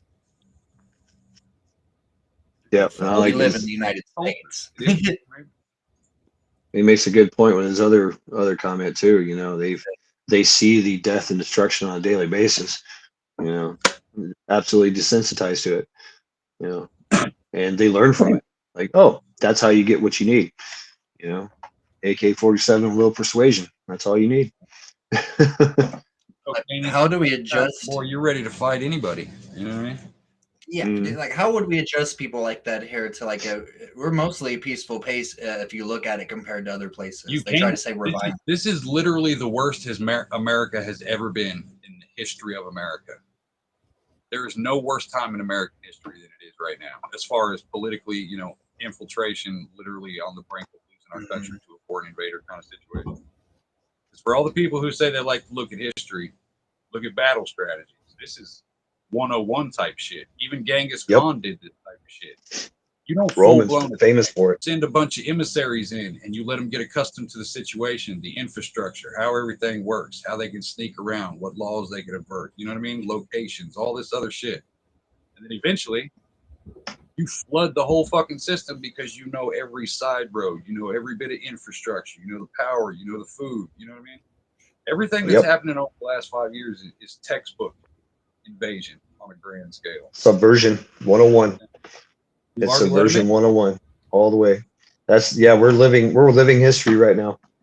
We're being a part of subversion. We're watching it unfold in our eyes, in front of our eyes, and don't even know it. Don't even see it. What up, Leslie? And it's like if you do want to have an open mind, they kill the. That's why I've been thinking like teachers are taught low level sorcery and low level spells, kind of without even knowing it. That's why I teach you to spell. Like they don't want any kind of independent thought, and that's why even at a young age they don't like you talking a bunch. They don't like you. They say sit in that seat, look at this, focus Yeah, on the this, indoctrination camps. because they're Yeah. Yeah, so there's You either come out a good slave or a good soldier. Either one. no power. You're serving them. They don't get paid if you got free thought. Mm-mm. Yeah, and the free thought thing, that's why I feel like a lot of people that they've lost the ability to kind of like where if you do want to question something, like you just like, nah, I'm better off not even questioning. Right? Like Oh we yeah, are they a self-govern. capitalist, full-blown capitalist pro nation, you know what I mean? Free market, tax, everybody's responsible for the taxes type of situation. Like that is the culture of every American citizen. Producing in that cycle. Yet it's never taught in school at all. The whole basis of your country is to be a buyer and a seller. You know what I mean? Get this whole thing going. Pay your taxes on time or you're going to go to prison, all this other kind of. But they don't teach you finance. Which isn't that kind of the basis of what you should be going to school for, is to learn how the country works. That way you can know how to do your taxes, you know what I mean? All this kind of shit. Well, how would they explain that? I They mean, don't. look at the Federal Reserve. How do you explain to the Federal Reserve? It is not federal, nor do they have reserves. They literally create money out of thin air and then get paid in interest. How do you explain that to a kid? Fuck, dude. Gonna try to make like conspiracy cartoons or like history fact cartoons and shit. How do you teach them that the money that we have has no value? It's not backed by any gold, no silver, none of that. There's not even copper or silver in any of our coins, right? They really have no monetary values. Yet we're forced to use this, and other countries were forced to use this currency. How do you teach that to a kid? You can't. That's why they don't. Well, see, that's one of those things is to where they need to teach it before they get into the world. Like 10th, 11th, 12th grade, you know what I mean? That's what I remember Economics 101. That was one of my prerequisites. I had to have that to graduate, and it was only a half credit. It made no sense whatsoever.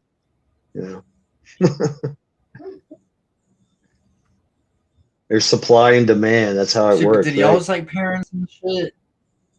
Did they know about this kind of shit? Or they like y'all's parents' generation? Do you feel like they were kind of like clued into this knowledge, or do you feel like it's something we've been kind of getting as different generations come? I can say I remember a time when it was people were embarrassed to admit that they didn't know how to balance their own checkbook. Like there was a shame to that. I remember that kind of world. You know what I mean? I remember civics being taught in school.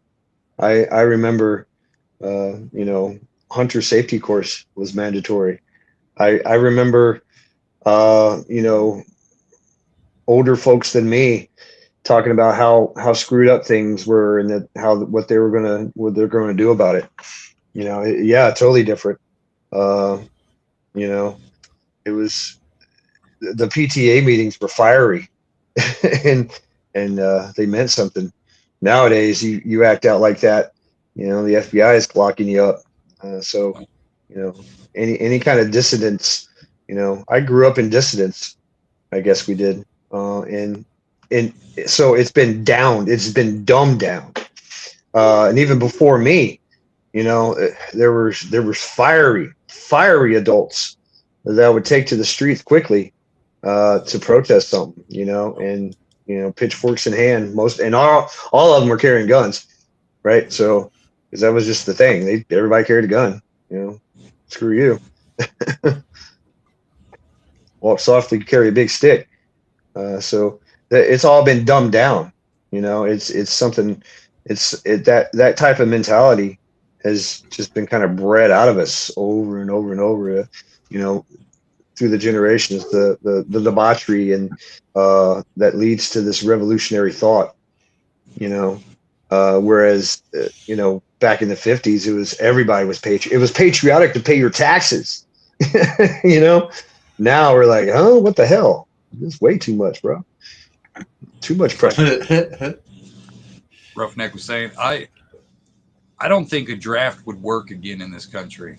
I think people on both sides are so fuck you government. I'm not going to fight for you. You know what I mean? Not all, but a big enough chunk where I don't think a draft would work.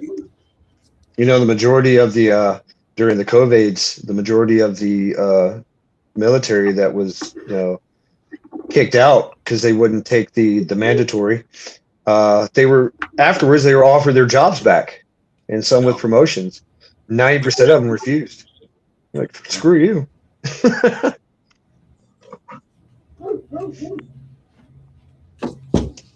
Yeah, I definitely don't trust the government anymore. Go ahead. Both sides are being called into question, and that is a good thing because both sides are retarded. One may be more retarded than the other, but they're both. You know what I mean? Both of them are the problem. We need to stop being. Well, it's like or like a business and start being run like a goddamn country. The shit is like a puppet show, like a sock puppet show. You see the two socks talking like, oh, fuck you, or fuck you. But then you take the shit down. It's that one guy behind the shit controlling both the sock puppets. Kind of shit, dude. Like there shouldn't only be two parties. How do y'all feel about the two parties? I guess there used to be like 4 or 5. Yeah, I hate it. I hate it. This is same two different wings of the same bird, you know, and two different puppets, you know, of the same hand of the same person. I feel you, you know, and it's, you know, it's scripted. Definitely. Yeah, they need to bring the wigs back. The wigs. Party. Yeah, I don't know much. The wigs, the reformations. Well, then you start that. Then you have the parliaments, like you know, you got the Loyalty Party, the Labour Party, over in Britain. You know, you got all those different parties coming around. But I mean, yeah, you're right. I mean, it used to be there was no party. It was just, hey, I'm gonna run for president, you know. And I used to be a shop owner, right? But I fought the British. So you know, it was just, are you charismatic enough and smart enough and have the good enough reputation that you can become a president, you know?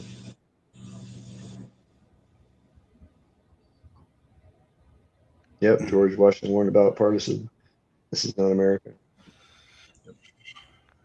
They tried to make him a king, I heard. Yeah, he turned it down. He said that's the whole point of what.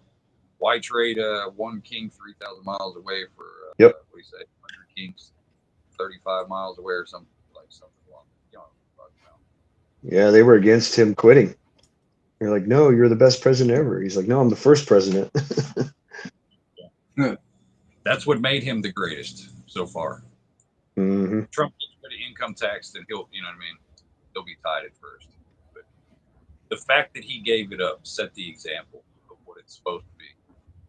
But dude, Andrew Jack Old Hickory is my Yeah. favorite president though, dude. He was the first people's president.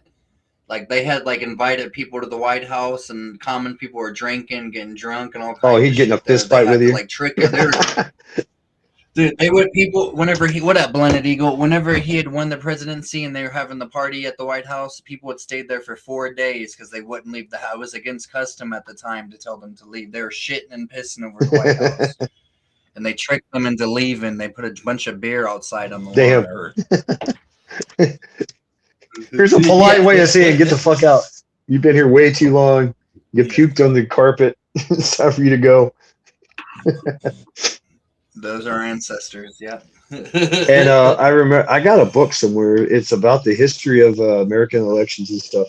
And Old Hickory, they used Old Hickory sticks and ran through a town beating everybody with the stick with the Old Hickory.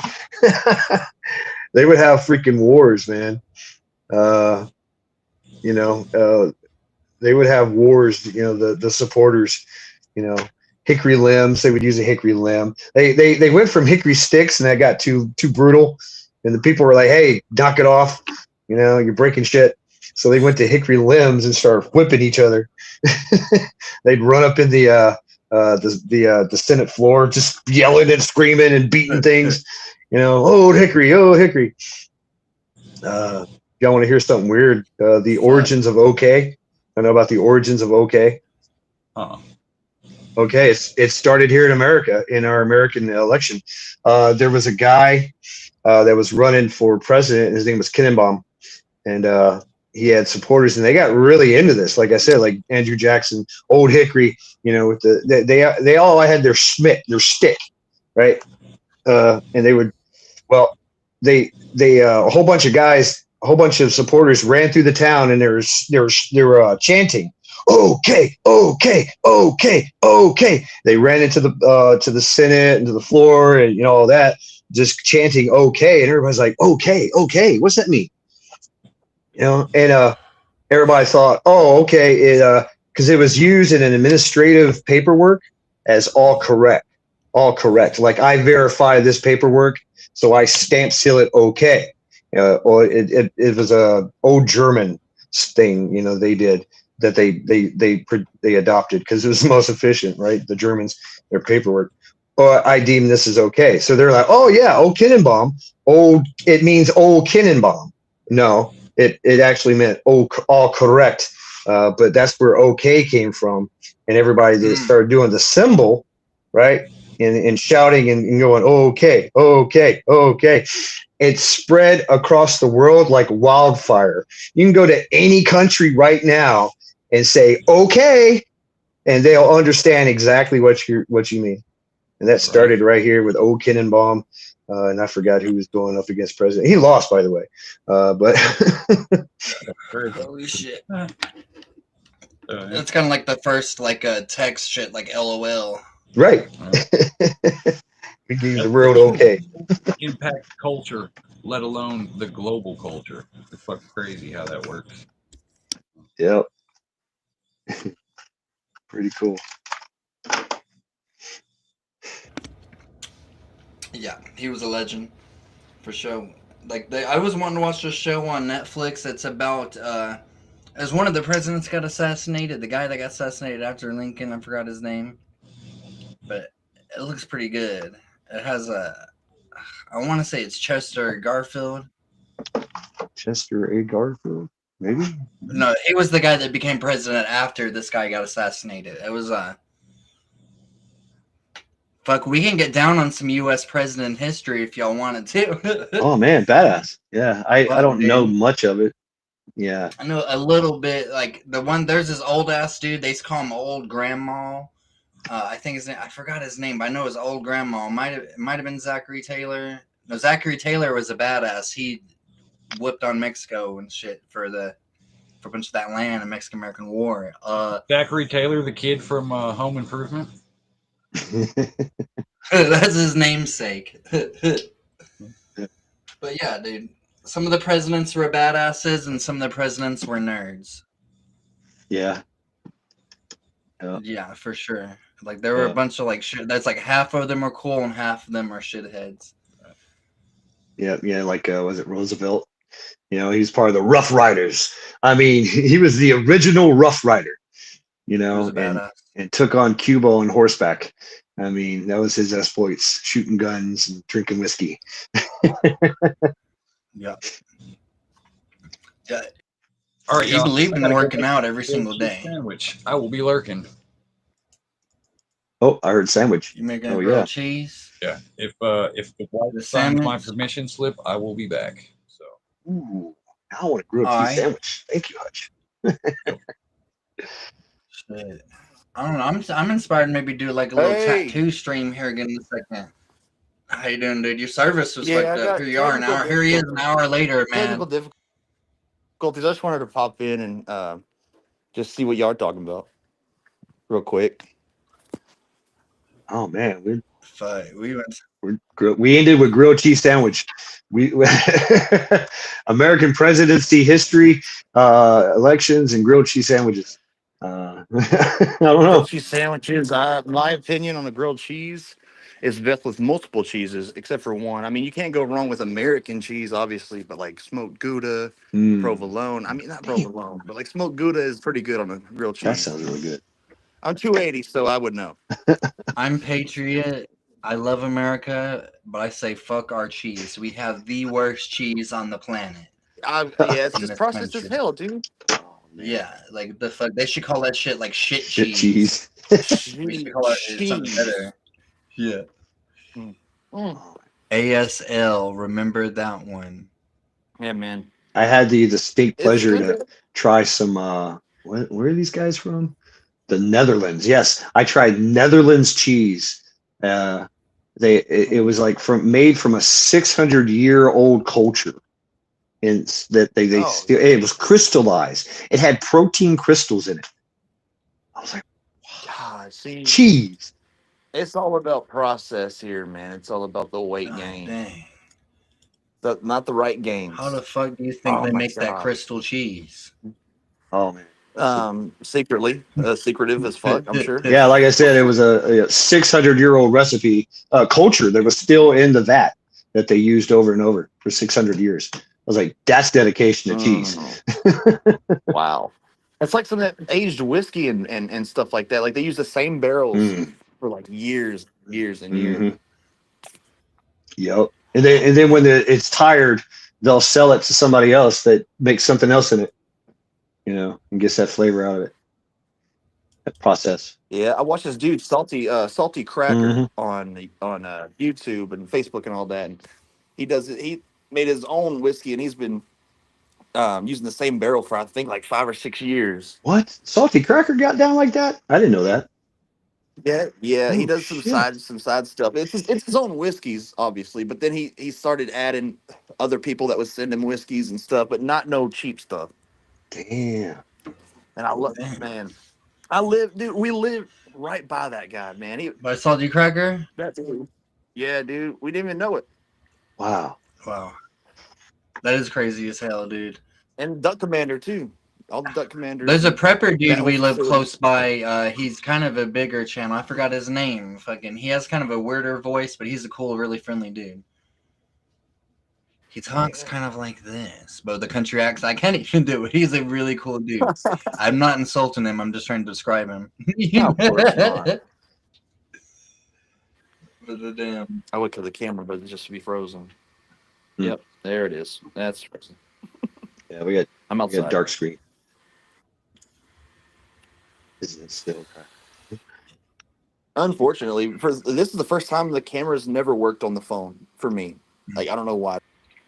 We had a phone incident, so they had to get the phone shit replaced and shit. Yeah, and then- well, I mean, since then it's worked, but I mean, it's been acting up. Shit, ever since they replaced my screen, my phone, it gets so hot to the point I got to put it in the freaking freezer, dude. I put my phone in the Whoa. freezer. I have a bag of ice. I just lay my phone on. Like it's the problem. I had that too. Some programs would heat my shit up. I I have don't to know, use like man. a frozen bag of peas, I miss strap it the to. I miss the flip phones. I miss the razors. I miss the slide phones. Like we didn't have a problem with those. You could throw them across the street, pop the battery back in, pretty good. Right, the Nokia. I remember the Oh Nokia. man, We had that to. was my first phone ever. I think I was 17. Wow. Yeah, I worked in a business, in Yeah. a fleet business, pest control, and we had the Nokia and then the walkie-talkie option. That thing was a little brick though, man. You could yeet it. Yeah. I yeeted mine out I finally killed it. I used to throw it all over the restaurants and shit, and I throw it at people. But I finally broke it. I threw it out the window, going down 95 South. I think it Yeah, still that'll do it. survived. I think it survived Oh till it got shoot. hit by a car. Oh man. Man. Good old days. These days are ass. These days are ass. I That's like that's got to be the quote. These days are ass. They are. Yeah, and it's Shit, gonna to get But worse. sum we it gotta all up. make it, we gotta make it the best we can, We just can't give up. Just gotta keep going. Right. Right. Yeah. Absolutely. And Blackberries, blueberries. the BlackBerry phone is what I always wanted with the little ball that you could just roll around. That was the top notch phone back in the day. With the keyboard, right? Yeah. Mhm. Any phone with the keyboard, like a computer keyboard on it, that was it. See, now they got them new flip phones, like they flip open kind of like a book. Dude, yes, those are wild. Those are like Yeah. almost $2,000. I work with the girl that has one. I wonder They how have a far she can Chinese get that. phone that opens 3 ways. It turns into a fucking tablet. It's like $3,000. Wow. Damn, I'm All gonna these have to ask streamers, a that lot of chick these next. IRL streamers, they'll use that, and they'll just use it for chat. I'm like, yeah, I just get a $3,000 phone just for chat. Yeah. Wow. Yeah, write it right off. Some of those dudes, they'll get like $100,000 just from like each video. Oh, dude, like they'll go live, and a sponsor Yeah. be like, dude, we'll give you 50 grand just to have our product showing on camera. Okay, sure. Yeah, Fuck. just I put our would. product just on a shelf one. behind you. Yeah, that's just one too. And like, Yeah, if yeah. you're big enough, man, they will swarm you, and you'll just be I would. drowning in If money. somebody offered me some shit, I would say yes. What about you, Shad? I mean, I would look into it a little bit if it wasn't fucked Yeah, up. it'd have to pass my ideology test, Mhm. and Yeah. but I mean, $50,000. I mean, I'll sell you some fucking, skin cream. Yeah, Yeah. Well, I'm not now even into it's a skin lot cream. of gambling deals. It's like promoting gambling and stuff nowadays, and that's kind of whack, honestly. If you like, because all these kids, dude, all they want to do is get on Stake.com and gamble. That's all But they want to whose do now. money? And it'll destroy. It's going to destroy the youth. They're just pushing the worst stuff. I just I know it. I know adults like that are on stuff like that. They're that's all they do, man. That's all I do. I mean, we got a buddy who just called me the other day saying, "Man, I got a big problem, dude. I'm addicted to drugs and I gamble $10,000 blackjack hands." Damn. This Dude, yeah, you got a fucking problem, dude. is a true story. It's 100% true, and that's just He wasn't disgusting. asking. He was asking me where. I'm not even gonna ask anything. He wasn't asking me for money, but I'm not gonna. I was like, nah, buddy, I don't know anything like that. Yeah, I mean, Wow. we'd help if we could, but not in a lot of those ways. Like I can't find no. Yeah, he was like, that's like damn calling for a damn like. I heard a story. Somebody's at a casino and they called their credit card and it had some money added to it. And then they used all that money and they called back again. And the lady was like, we already added money to it tonight. And he was like, I'll pay you back. Dude, gambling is a serious problem. I mean, I used to go to the Golden Nugget, man, my favorite casino, Louisiana, Lake Charles, the best casino.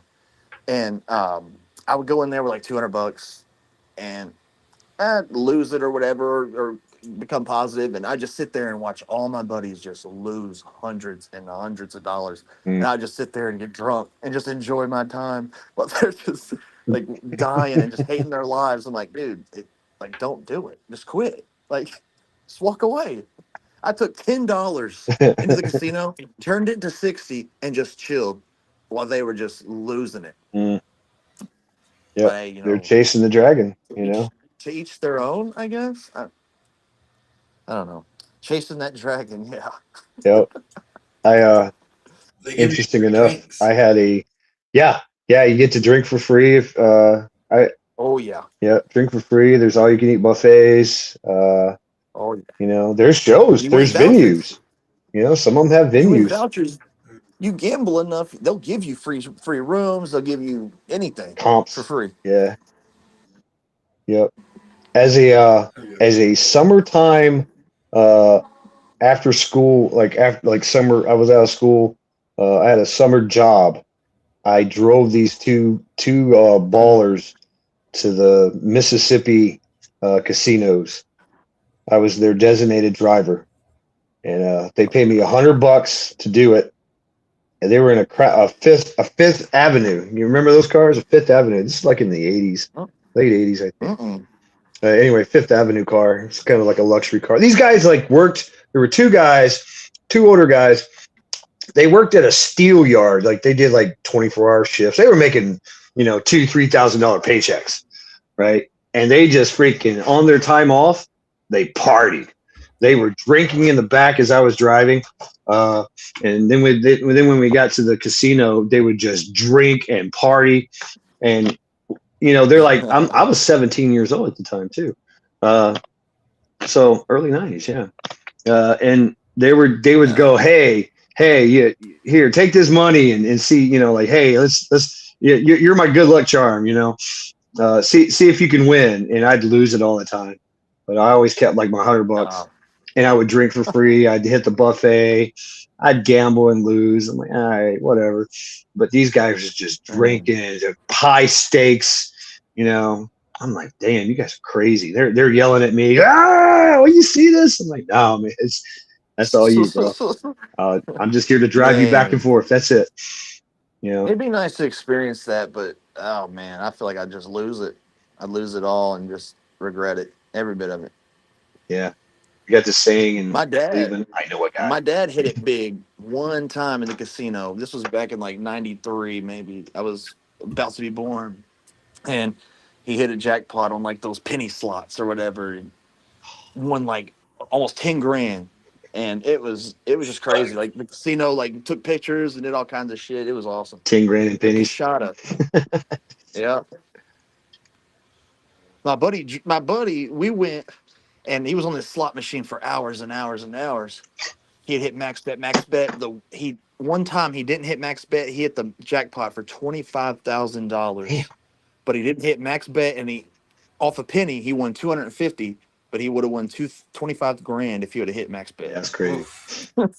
I have a friend of mine here in Cleveland. He's that guy. Like he sucks most of the time, but then he'll just hit it big. He'll walk out like, hey, I just got $100,000. Call up all his friends. Hey, meet me at the resort. We're gonna hang out. Right? Damn. Yeah, that's the dream. Yep. That's the dream. And he's gambled in just about every country. He's like a professional gambler. He does all the websites, but he's always poor until he hits big. And then if I hit 100 grand, I'd probably call one person, and that'd be old Pilgrim there. That'd be it. That's it. Don't tell nobody I got 100 grand. I'd be showing up to his house. I'm like, what up, y'all? I wouldn't show his address, but I'd show up at his door. I'd be like, what up, all? We're live. My buddy just got 100 grand. We're about to go have fun. Yeah. We're about to go to weekend on the fucking on the yacht. Man. Let's go. Shit. I think it'd be interesting to go to, like, you ever thought about like Somalian tourism, but for like pirate hunting? Oh shit, dude, that'd be nuts. That would be fucking crazy, wouldn't it? Like go a little pirate hunting out there. For one, I'm terrified of the ocean, so I'm out. Well, that's like Yeah. that's like shallow waters, I think. Dude, just looking at the ocean on video like freaks me out. Like watching people scuba dive and shit, I can't watch it. It freaks me out. I don't like. Yeah, but you get $100,000 a year to hang out on a Oh, tanker with an man. automatic weapon, belt-fed automatic weapon, and your job is to ride that tanker and shoot at pirates. That is a job, actually. In that case, Shit. I'm gonna be rethinking. You know, I was gonna do offshore work at one point, but then I was like, shit, you got to ride a helicopter in the middle of the ocean and be out there for like 2-3 weeks. Damn it. Yeah, but $150K. Yeah. I mean, shit, you do that shit for like a couple of years and retire if you play your money Yeah, right. you'd be on 3 weeks, and sometimes you're off a week, maybe a week and a half. But shit, you're just drowning in money. Yep. Do you think that like Somalis are competent fighters, like good combatants? No. I'm the captain now. Look at they're me, definitely ID not captain. 100%. They're money hungry. They're just hungry for some shit. I think they don't give a fuck if they die or not. They like say a prayer and then just go. We were You talking know? about that a minute ago. Yes. Oh, they do drugs too. That's the thing. Oh yeah. They got their Are they own the like Captain Phillips. it's a speed. It's like a meth pill. It's a generic Yeah. shit they make in their bathtub. It's like bathtub meth. And they Oh. sell it everywhere, and it's like that's like their courage pill before they go and do a jihad, right? They'll take that pill, you know, they're all cracked out, Hell no. doing Yeah, doing the kill shot with the AK. You know what I'm saying? Yeah, that's why there wouldn't be any competition. They're if we'd be trained way more than somebody like that. They just out on a Yeah. suicide mission, really. Boko Haram, yeah, exactly, Boko Haram. That's and I seen that same thing in Africa. You know, they get the kids hopped up, and they turn them. They get the kids into the army. And they just fill them full of drugs and point them in the general direction and go. General Butt Naked. Yeah, let's go. We were talking about him the other day. Boom, boom, boom, boom, Are boom. you familiar with General Butt Naked, Mad? No. He's like kind of like a witch doctor. Now he's managed to escape war crimes and shit, and he's a preacher now because he turned in a bunch of other generals. But he would go into battle butt ass naked. He'd sacrifice children and cover himself in their blood, and he'd smoke God. heroin and meth mixed in with Dude, weed. he would eat the hearts of kids, Yeah. Damn. but he'd also have like children warriors, like with it, like dude, Yes. Children warrior. insanity, bro, Yeah. insanity. Yeah, These are the people we I fight faced that. against. I actually faced that. We went to Africa. I went to Sierra Leone. Oh. Operation Noble Obelisk. And they had they had kids. They had kids, you know. Fully Wow, so automatic you're weapons. a bit of a badass, huh? No. No, not at all. I mean, He was in the army though. He is retired military. well, yes. No, yeah, I definitely was in the a bit of Marine a Corps. badass. I was in the Marine Corps. I got out of Terminal Lance Corporal. I did 4 years. That's it. That's all I Wow. got. I mean, hey, that's respect, though. That's respect getting in that shit, man. Oh my god. Yep. Especially in the times. Yep. 90s. Dumb kid, dumb young fucking kid, just out in the middle of nowhere in Africa, going, "What the fuck am I watching here?" It's like they don't. Like, how desperate would they had to have been? Like, because like they didn't. They seemed like where are all their grown men, and they already died out by the time they started using the kids. Like, because I feel like Oh you'd have no, to- they would come into a village, and all fighting age males would die. All women that were of above age and higher were either killed or, of course, done other things with, right? terrible shit. Right, and then the boys were recruited. The young boys were recruited into the army, and they would grow up in the army. That's Wow. that's the shit. That's what they do. That's what the warlords do. You know. Man, that shit's still going on to this day. Yep. Child slavery, all kinds of slavery still going on big time. Yep. I mean, we had the West Side Boys. You had say a warlord, and you get to pick a warlord, right? So you got your warlords that are absolutely freaking berserkers, right? You know, General Butt Naked or Idi Amin or whatever, right? You know, or you've got the professional army over here, and everybody's in a uniform, and they're, they got a helicopter because they're famous, right? And then you've got just straight up, no clothes, no pants, right? Maybe a flannel T-shirt, but you've got your family AK-47, and you've got a lot of drugs. And hey, let's start that's my warlord, right? Man. Gosh, I mean, it's easy to do shit like that up over there. You can't really do shit like that in somewhere like this. Man, y'all heard about That's what that's what they're bringing. That crazy mass shooting that happened in Australia? Bondi Beach. Yeah, we were We just covered talking that. about it. Yeah, Man, that was That shit was there was a crazy, crazy. dude. video of a guy like grabbing the fucking dude. Oh shit, grabbing the dude from behind and like taking his gun and shit. I guess it jammed or Yep. didn't have no ammo in it because I'd have unloaded on his ass.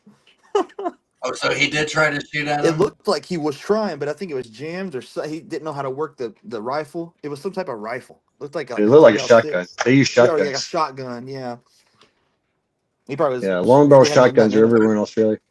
And, Yeah, like, 7 and I people- seen that, but I had the question in that video when that big man grabs the gun and points it at the terrorist. Let's call him what he is. There was another figure in red with long black hair that ran up on him I've like he was seen going to do that. something. Who the I fuck is figured that? that That's was- my question.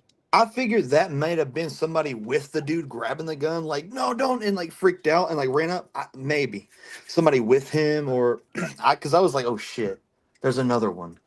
We all had a weird feeling off of it, though, I'd say, because I had a weird feeling off that shit, Yeah. too.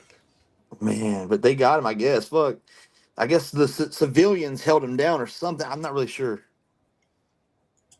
Yeah, there's so many stories Thanks coming for- out. The cops, they said the cop presence was large, but they did nothing. Oh, I can They imagine. they all clammed up, and they're saying, and I think I'm getting this from another channel. I think there's two that said this, if I can quote it, is that there was a lot of DEI hires of the police that were on hand. Yes. Oh my and god. Wow. They that do that over explains a there. lot. Checks out. They do that over there. What? They do it everywhere. I mean, Oh my hell, I mean, we've got one here in Michigan That's- somewhere, That's right? one thing Charlie Kirk would always talk about was how he was against DEI, and people was like, "That's fucking racist." No, it's not. Mhm. Well, It's not racist. It's common sense. Let's just put it like this. Any place that speaks English and where there are good job opportunities at, there's going to be DEI. When did Mhm. this start? For Dude, this sure. had to start like recently, huh? No. No? Oh no, this has been their plan for a long, long time. Oh man. And actually, they've They've been planning this shit for 100 years. yeah, and they've actually been doing this for, I don't know. It's historically, this has happened more than once, more than 5 times. Everybody does it. Wow. You know, Wow. all the great conquistadors do it. Yeah. It's like, oh, we're What do y'all think sorry. about Here's these awesome positions. Like, we're sorry. Like, there's nothing to be sorry about. You qualify, you qualify. If you don't, you don't. Like, easy as that. Nobody's gonna just fucking accept me for not knowing shit about driving a tractor. Nobody's gonna put me on a forklift just because please, can I please? Like, no. You don't know how to drive a fucking forklift. You don't know how to fly a plane. You ain't gonna fly it. Right. Well, that shit, it's like, damn, like, remember at the beginning of the year, there were like probably 30 to 40 plane crashes, it felt like. I don't know if Yes. that's the right number. That's yes. I'm sure. Yeah, somewhere on there. I'm sure. Some See, dudes but I were feel like- behind shit. From what I gather, DEI is like where they try to meet a quota based on like gender or race or something like that. Like they need to have a certain amount of black female pilots, Black female pilots. regardless, Yes. regardless of their flight hours or education. Same thing with Yes. medical. And You know, I just think it's more just bullshit to keep the race shit strong and like just keep Yeah. like us divided in some type of way. yeah, they want that shit going. Yes. Man, if everybody grew up like we did, dude, nobody'd hate anybody, man. Yeah. Well, we grew up on a military base, dude. So a lot of people, you know what I'm saying? We grew up, Very diverse. So we grew up. Very Along, diverse. Everybody was just always around. Yeah. I mean, we had majority black buddies, like, and that's just how it is. Just because it was a A military black lady base. taught us how to read, dude. Yep, the first Right on. black teacher in Louisiana. Yeah, it was Miss Smith. Yes. I I'll know. whip your Miss ass. Smith. She said that. I'll whip your ass. She told us that straight up. She said, "I'll whoop your ass." You act up in our class and shit. I'm like, yeah, I know. We were acting up. It's a Dude, strong our black teacher- woman right there. Our teachers Yeah. would bring us Hell in the yeah. hallway and paddle us. At least two would just bring us in the hallway if we were bad and just hit the shit out of us with a wooden plank. I fucking Oh yeah, yeah. I mean, I there was classrooms that had the teacher had it on the wall like a Yeah. plaque, like a, you know, and it had carvings on it and shit. It had notches on it. I mean, Names you know, and oh man, yeah. Every name Now- goes on the your name number Nowadays- 27.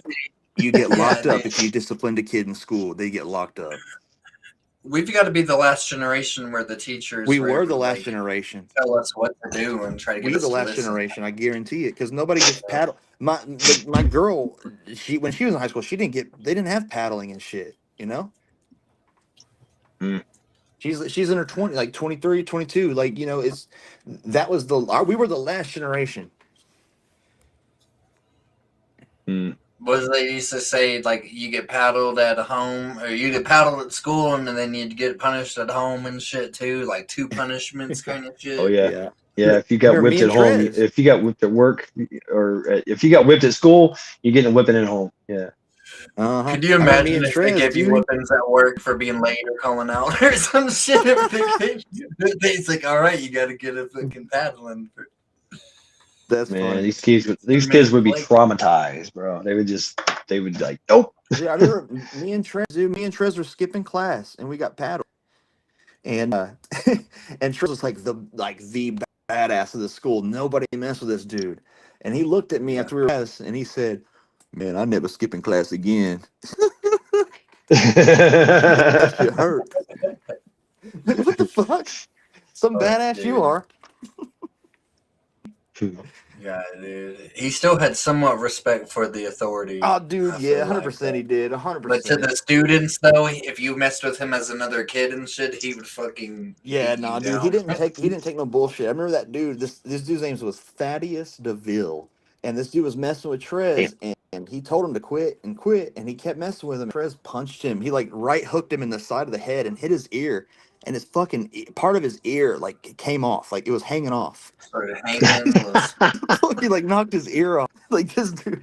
But dude, Oh. we were like 13 or 14, and this dude was already almost like a grown fucking man. Oh, He was yeah, more no one powerful. fucking- Freaking man child. Yeah. Yeah, dude. He had that native fucking Cherokee Indian in him, man. He didn't fuck around. That's what he would say too. He'd be like, "I got Cherokee." I mean, he'd run fast as a motherfucker. Dude, his family got a check every month for having so much Yeah, Cherokee they blood do. in them. And his mom was like in the army, retired from the Yeah. army, but Yeah. they did get all kinds of shit. Mm-hmm. I think she did like, what is it? You got to do 20 years and they give you fucking 5K a month or some It shit. used to be it used to be 10, and then 15, and now I think it's 20. Yeah. See, it was her. She might have been in the 10 or 15 range because this was like 15 years ago when we used to party like fuck, dude. Like I know y'all's generation partied hard, Shad, but our generation partied Dude, kind of yeah, hard too. those parties at her house, their house, man. Oh my god. Yeah, we there taught was y'all a how to gun party. pulled out there. And unfortunately, We taught y'all how to party, and we got taught how to party by the 60s. The 60s and the 70s guys. So Oh damn, yeah, y'all partied definitely harder than we did for sure. There was a lot of fear whenever it came to our parties. Like people were scared to do this and scared to do that, and didn't want to get in trouble. that's the fun part. I know, right? But yeah, You know, unfortunately, our buddy smoke a Trez joint is in now front out front of the police department. I mean, in that was the prison. thing. Can you do it? We were scared of shit like that, dude. We I were remember inspired by too. movies like Dazed and Confused, but we never had Oh, chances to do shit like Days that. of Confused is the best, the epitome dude. of the end of high school year movie. I don't care anybody says that you can just feel that movie. Something about it is Like, it's my number coming one of favorite. age story. It's my number one favorite movie. I would have done anything to That's live pretty back good. in those days. All right. I don't think I've ever drunk Mad Dog 20. Our crazy shit was called the Four Locos. Dude, I Yeah, got we one of had those we had right Mad Dog now. 2020. Yep. But Four It was Locos rock back gut shit. then, they had to be altered because they were killing people. It was so bad. You know, you had Four Locos, you had synthetic marijuana called Spice, Oh. K2, all that shit. You had fucking We were all like this shit was zombies, going on dude. back. We were like psychotic, fucking methed out zombies walking around, but we never did any hard shit like meth. We just did shit from the gas station. Yeah, all that, yeah.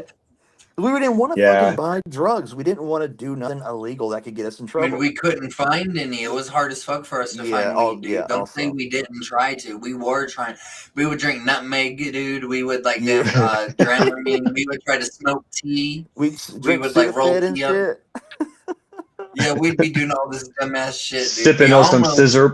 Yeah. Yeah, Right. dude. dude. Pretending. And to this day, this movie, The Girl on the Dragon Tattoo, is the worst Oh, one. We were like dude. sipping on that shit. Bro. We Oh drank shit! a whole That bottle. movie. We walked into Walmart, drunk the cough syrup, put it down, just walked into the movie theater, sat down in the movie, started watching it. He's like, this shit This sucks. shit sucks. We didn't even buy the ticket. We didn't even pay for a ticket. We were like, fuck this We shit. didn't pay for the Like, ticket. let's go to the next theater. They just did not give a fuck. Still to this day, you just walk in the movies. We almost got attacked too. My God, yeah. Some drunk motherfucker. Drunk ass dude. Like we were just talking to each other, and you said to me, you were like, you look like Bigfoot right now. And because of the way I was Yeah. walking through the woods, and this dude is like, what the fuck you say to me? We're like, wait, what? Yeah. Nothing.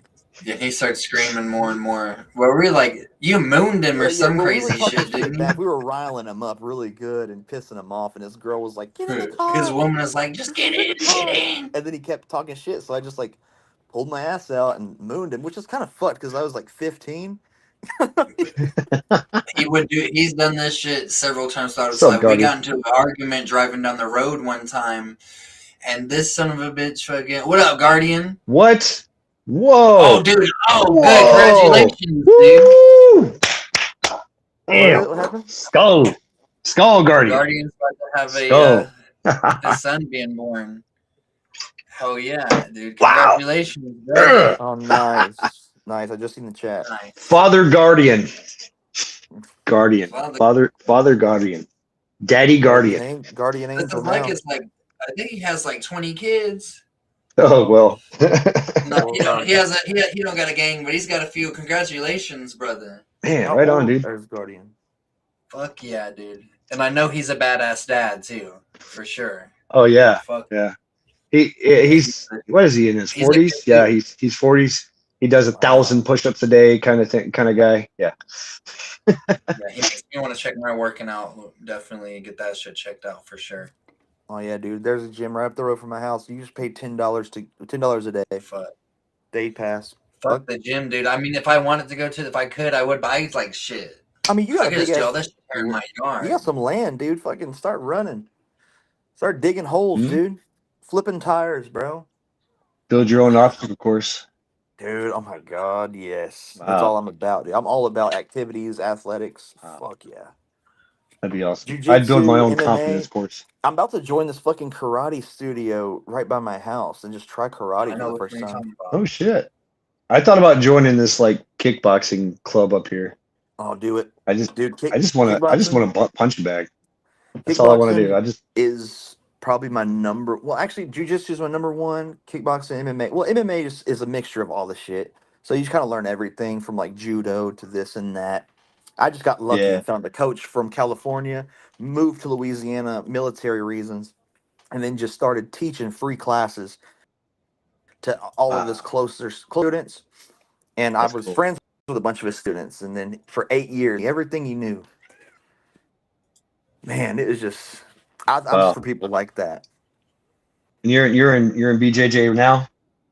No, I don't have any. Right I'm on. not in any classes or any gym right now. I just like I accept that. I just claim the name because it's just that's what my life was. But now it's right just so hard to get in a gym. Fucking $100+ a month, and people just want so much Yeah. money. And where I come from, I didn't pay a single penny. I got taught everything for free, which was quite illegal. And that on shit's his like end. 45 minutes away from Yeah, your it's about house. 45 minutes. So I ain't really worried about. I mean, I could obviously learn more because I've never done like gi jujitsu. That's when you're wearing the outfit with the belt and stuff. Yep. And that teaches like collar grabs and like grabbing clothing. I've just done the no-gi where you just learn like No-gi. grips and stuff. Yeah, I mean, you were military, Yeah. you understand it all that stuff. So. Yep. Yeah, there's I'm in Cleveland, and there's a UFC gym. Well, it used to be. I'm sorry, UFC gym, $95 to join a month, and Man. they had no gi. That was part of it. That was Yes. part of the package. So you got into the gym, you paid for the gym membership, but you could take the no gi class, Yeah. which was a reputable BJJ teacher practitioner, I I guess. can guarantee So if it's UFC, oh man, I can guarantee it. The UFC is my number one favorite thing. That and obviously WWE. I'm just a huge fucking wrestling fan. John Cena's oh last match man, was last night. I feel so bad. I was supposed to go to a wrestling match tonight Oh at really? 5 o'clock. Have Yeah, a good night, Jules. We'll see you next time. I didn't go. It's there's 6 inches of snow outside. I'm not driving Yeah, 30 nah. minutes. I'd stay home too. That was a Yeah, dream. sorry. That was the dream to like become like a professional wrestler for me, but never any training facilities or any studios around me. So I just watched it. But I know all the moves. I can do it all. Backflips, Yeah, I can do it all. I just never got a people's chance to elbow. train. Dude, That's I right. swear to God. That's what we did. 1996. That's what we did as kids. Like at recess, guess what? It's WWE time. Let's go. Yeah. Somebody's getting Yeah. clothesline, somebody's getting suplex, somebody's getting body slam. You It's know, not like that anymore. Everybody's on their phones now. They would not let us do that when we were in school. Ah, man. They would not let us do that. Hell as no. kids. You Fuck no, roughhouse a they'd be little like, bit, you're getting suspended. They don't let oh you be damn. kids anymore, Yeah. dude. It's just like face down. We literally had to walk in a line with our arms crossed and our finger over our lips. And this was like almost ninth grade. Like we were a So we were, bad school. yeah, dude. Our shit, yeah, but that's that heavy duty. That's why I think teachers might be sorcerers or dark wizards. That's that heavy duty Dude, dark wizard But shit. man, they brought us to a prison. Yep. Like they took us on a field trip to Angola State Prison in Louisiana. Damn. Because we were such a horrible Fuck. group of kids. Obviously, there were some obviously great kids in our group, but we all had to go to the prison and talk to these murderers and these horrible Yeah. people, like these rapists, dude. Like horrible. So you were in the people. Scared Straight program. I was in the Pretty Scared much. Straight program. Yeah, Pretty because much. I was a bad kid. I went to alternative school, reform school. I was a bad kid. Yeah, so I had all that. I Went didn't to really ever juvie. get in trouble. I just stuck with sports. They did this shit to the whole class, That's crazy. regardless of if they were That's bad kids crazy. or not. I have But never heard of then- some shit like that. But then they were like, fuck, Yeah. this is kind of fucked. So what they did the years after was they made it like a 4-H thing. Like, oh, this is the year we're going to go to the prison and like experience. So they just try to make it a thing. But we were the first generation, the first class to do that. And it was insane, man. Well, there were so Oh. that's why they look at like the education, like the reading test and scores and shit like that for kids in like the first, second, and third grade in areas. And based on that, they'll build more prisons and jails around that area and within a certain radius to because they know that they're going to have to deal with more criminals as these kids with these low scores grow older. And I think 2 people from our class is now there right now. 2 people that was with us. One of them's there for life, one of 'em. and one of them still got 10 years left to go. It's unfortunate. That's our buddy Trez we were talking about. He was just wrong place, wrong time. Very, very unfortunate thing that happened. But if you don't tell the police something happened and you were there, you're fucking going down with them. So imagine it's like this. The 3 of us are going out, hanging out. You're driving, right? We're like, hey, can you take us to this guy's house? Let's call the guy Stink Nasty just for the hell of it. And you're like, all right, we'll go over there. I've been there a time or two before. I don't expect nothing crazy. We get out. We start fighting Stink Nasty. We're like, where's the fucking money you owe us? Blah, blah. One thing leads to another. One of us pull out a box cutter, stab him up. Stink Nasty dies. Mhm. All right. And then let's say this, 2 days later, cops come to the school and get you and the guy. He's the other guy you go to school with. I'm a guy who was in my early 20s, so don't go to school with you guys, but I got you wrapped up in this. Me and him are going to prison for life, and you're getting 25 years in prison. Yeah, that's accessory to murder. Because you didn't go and tell immediately what Accessory to happened. murder. Yeah. It is He a had harsh childhood 37 prison. Accessory, years. conspiracy. Yeah.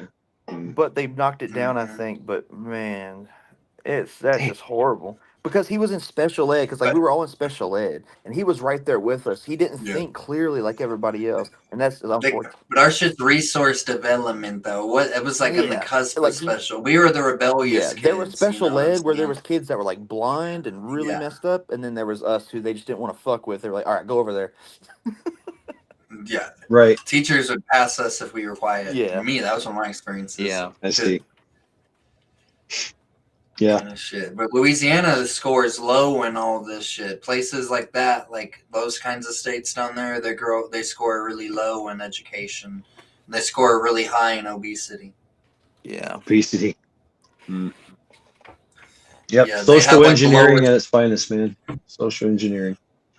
Fuck yeah. Like they might have like the highest like soda consumption per capita or fried food consumption per capita, but they also have like the lowest But I'll tell you what, they let us eat that cafeteria prison food, and it was not bad. And we were in Louisiana. And I think Louisiana food But is now, the greatest food to me in all of think America. about it like this. Think about it like this, though. School might be a way, like they don't prepare you for real life. They kind of prepare you for being able to read and do basic math and other Yep. shit that will kind of distract you to maybe make you fuck up. I feel like, versus and so.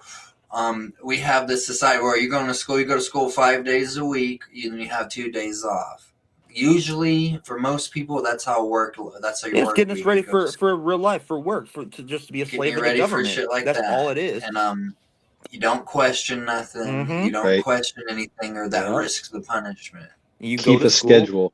bright Stand ass in room, line. Keep the schedule. Stand cold in the ass fucking line. room, sit in a fucking desk for this many hours, and then eventually you have a responsibility to go into 7 different classes, and then having to remember, where there was times where I'd be like, fuck, where was this class? Which one did I have? This is so Let's know a bunch of bullshit. dude. Yep. Yeah, I'm just thankful. You I bring was the in wrong football. books to the wrong class.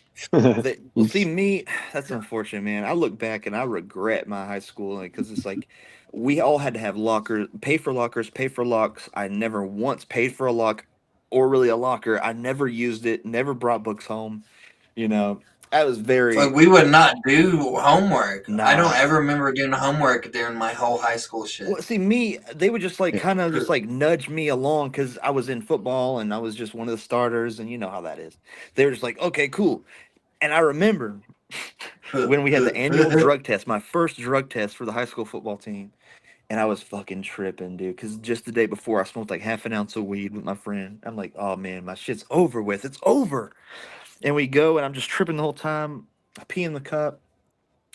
Like a week goes by, and then 2, and then 3, and then I'm still playing football. So I'm like, okay, I guess we're good.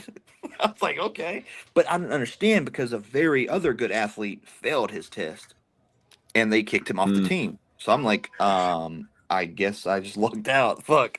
I still Maybe it can't didn't explain it. see. That happened to me one day. I was smoking weed with somebody in one of the bathrooms with 2 people. And I was kind of like bragging about it a little bit. And so when I got home, like they drug tested me, and I didn't come out as a positive drug Yeah, test. man, we were smoking on some fucking bullshit. This was when the weed came from Mexico. Still, Yeah, dude. it no longer comes That from there, bricked up ass Reggie, dude. That's all we used to fuck with. Thank but God. it would stink. Man. Wow. I want to fucking like have some epoxy to Reggie and just like hang it up on my shelf and just like have it there. That's what I smoked.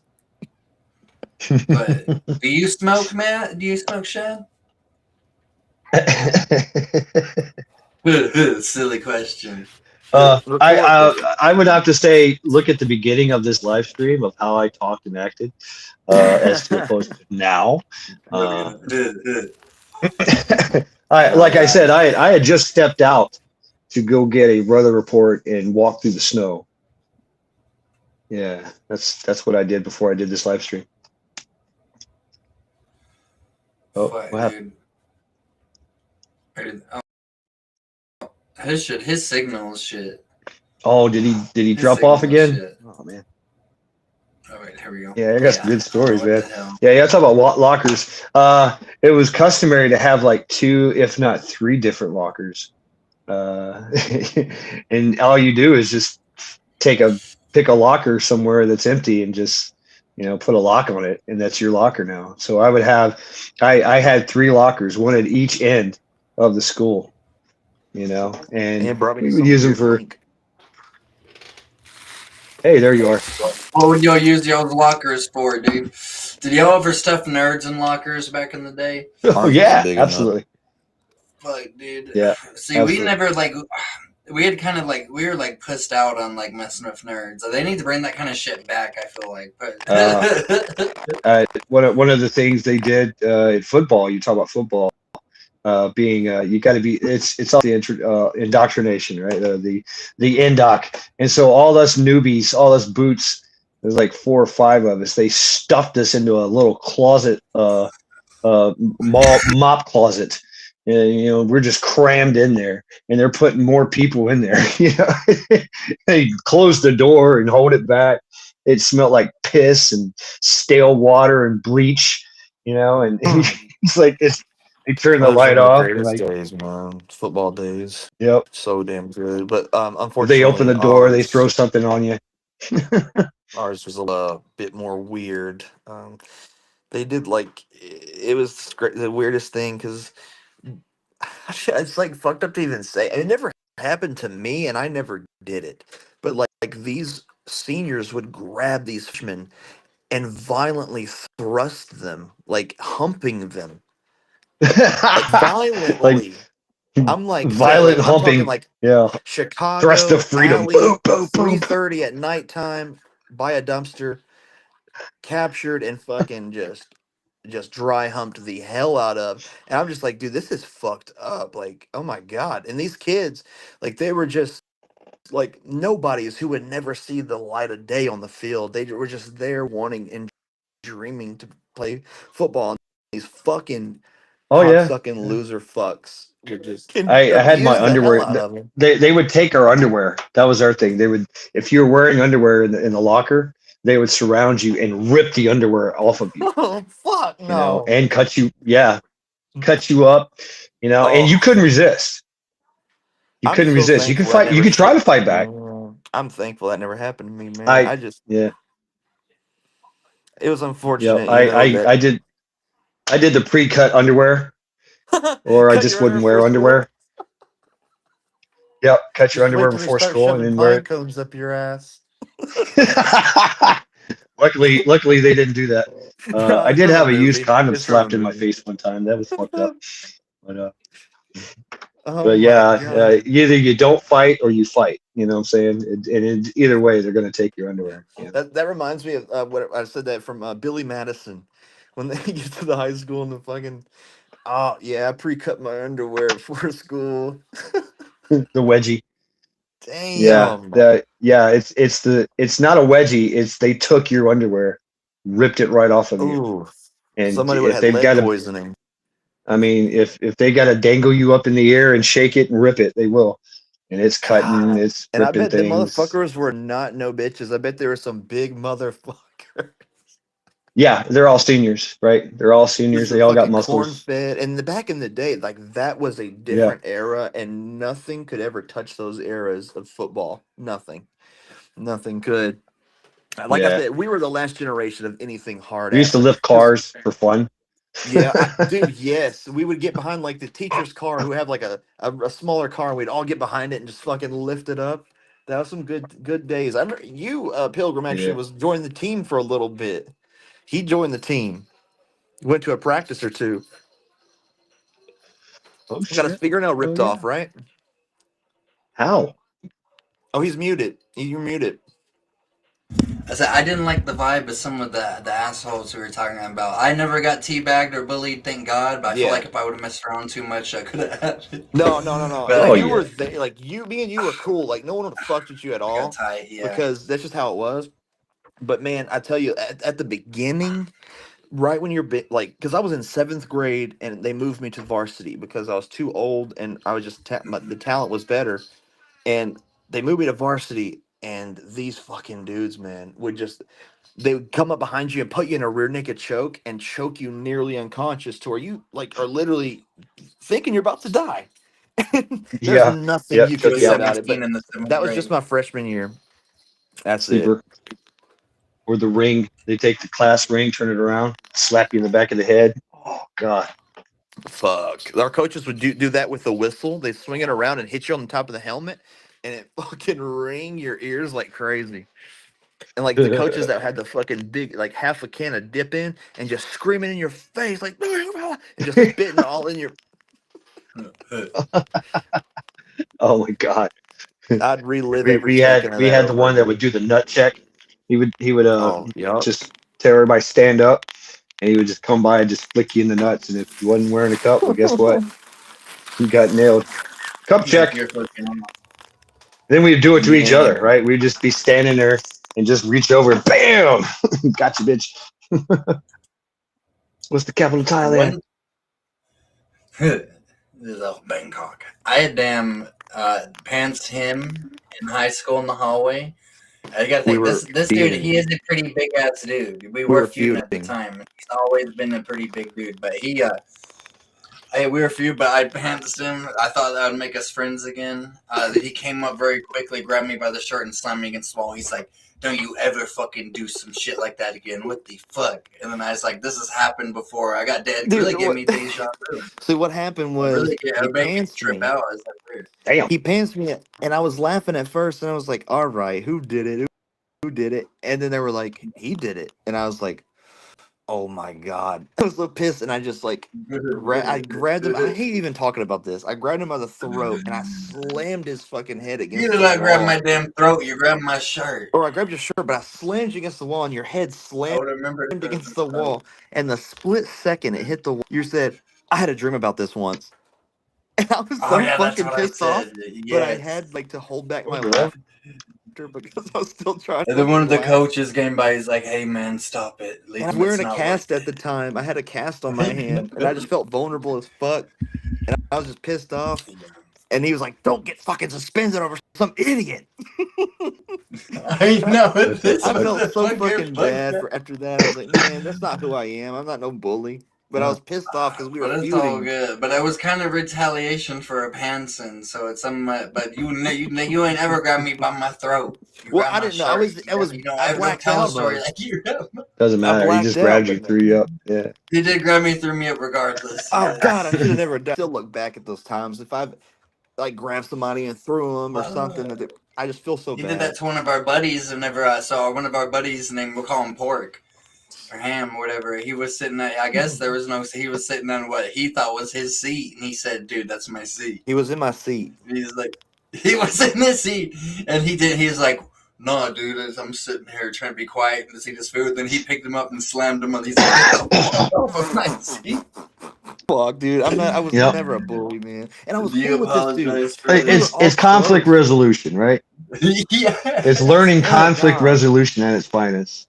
That's I what look back school's and like, about. man, I did deserve that rear naked choke. Really make a joke. I just feel bad for doing all that shit. Nah, dude, that shit's funny. It's hilarious. You know, we look back at shit like this and laugh at it. Wow. You know, like that shit. He's feeling like he's like, "Man, no, I can't believe I'm thinking about that." I don't know. I just But, would never bully, you know. But I mean, bullying. I mean, some people deserve it, you know. yeah, Like, but I'm I talking mean, about, I like, didn't really feel bigger assholes embarrassed. deserve it. Like, I would bully some bullies, you know. I see somebody picking on somebody and be like, "Dude, the fuck you think you're doing? Like, he's nothing to you." You Like, threw a book Brian- at Peanut that one time. Oh my Peanut. His name was Joshua Midkiff. Look him up. He's a bitch. Oh my God. I think I was playing on my phone or like some rock and roll music, and he was like some white dude who prayed to God every black, but never happened. They're one And, of the originals. I'm like, man, turn that shit off. Nobody want to hear that shit. And I'm like, no, I'm not gonna turn it off. What the fuck? And I'm just doing my thing, and he threw a book across the room and hit me with it. And I'm like, oh, okay. So I walk right up to him, all casually, sitting right beside the bookshelf. I grab a handful of fucking hard books, and I'm standing over him, and I throw these fucking books at his Damn. as hard as I could, and he sat there just Ouch. looking like a fucking dumbass with his pants around his knees, looking like a fucking idiot. And then I just walked away. One of his Damn. homies, his homeboys, see me in the hallway. And he's like, "Man, I heard you threw some books at Peanut." I'm like, "Yeah, I did." And fucking so what? What's gonna happen now? Nothing. Exactly. I was. Oh god, I hate. There's a lot of people I did hate, but man, I just didn't like when innocent people got fucked with. Shit, everybody is probably, who knows what everybody's doing with their lives now. That was close to, like, how long ago was that? Like 16 or 17 years ago type of shit? About So that- 17 years Oh ago. man, so y'all should go back to your high school reunion and get the We I just had one. yeah. They don't want to see our I wish we fucking could've. ass. Nah, they fucking. They're like, who the see fuck where is this? see where everybody see what happened to everybody, you know? I would say, but I'm friends with we're friends with a lot of our alumni too on Facebook. But I would like to see what all these people. Shit, all the girls have like 10 kids at least. Oh yeah. Fucked up. Yeah. Because I go back when after high school was over, like 2 or 3 years after, and meet all the black dudes that would bully me because they would all team up and bully me and shit, and we'd go over to their house and they'd be like, Leslie. "Holy shit, you smoke?" And I'm like, "Yeah, I've smoked like forever." And they're like, "Oh man, if I knew you smoked, I would have fucked with you. I wouldn't have done much." Like what? Okay, that's stupid. Wow. But yeah, good times, man. I'd relive it all over again, except for my home life. Home life fucking sucked, but school was cool. Yeah. No, it was interesting. Home life was interesting. When did Yeah, you I mean, grow up? it You grew wasn't up in the me. 80s, Chad? Say again? You grew up in the 80s? Yeah, I was born in 74. So Okay. you know, 74, I think 74, 84. And then I joined the Marine Corps in 94 when I graduated. You know, so yeah. And like I said, I was a problem child. It was pretty cool. I mean, it was. I mean, it was that time that you could make fun of everybody. Everybody was making fun of everybody. Mhm. You know what I'm saying? It was the whole our racist jokes and all that was everybody was doing it. You know what I'm saying? Everybody was talking shit about everybody, and everybody was just laughing about it, having a good time. You know, I had black girlfriends. You know, it was cool, right? Yeah. It was just a different time. You know, and I grew up in the hood, and then also in the wood. You know, because that was like their idea is like, oh well, you're so bad and you're an inner city kid. Why don't we put you in the country and see how you do in a country setting, right? And it's a different set, different set of rules, right?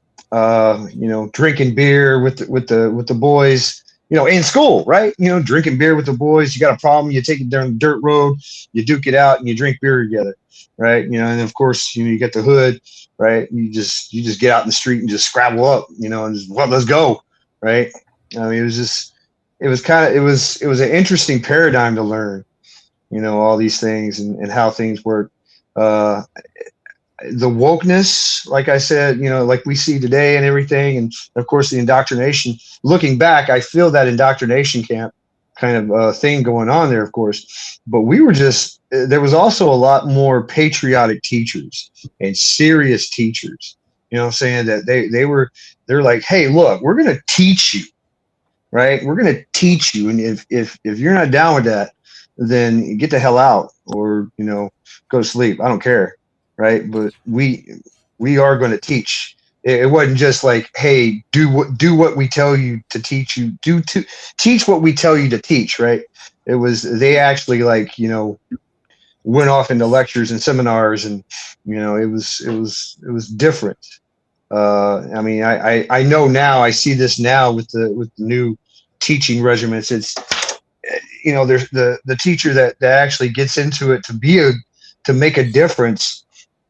You know what I'm saying? To actually be a positive role model for kids, and to actually reach into their minds, hearts and minds, and inspire them. No, it's not there anymore. Now you've got more along like of wardens instead of teachers. And now it's you've got this straight up woke indoctrination camps going on. I mean, we never knew the sexual preference of our teachers. We never knew that. Nobody was privy to that information. Now Hell no. everybody knows that teacher right there is GHEY. Absolutely, because they say it. They got the pride flag in the fucking school. The curriculum is gender for the different fucking genders and how to do fellatio at 12 years old. I mean, it's disgusting.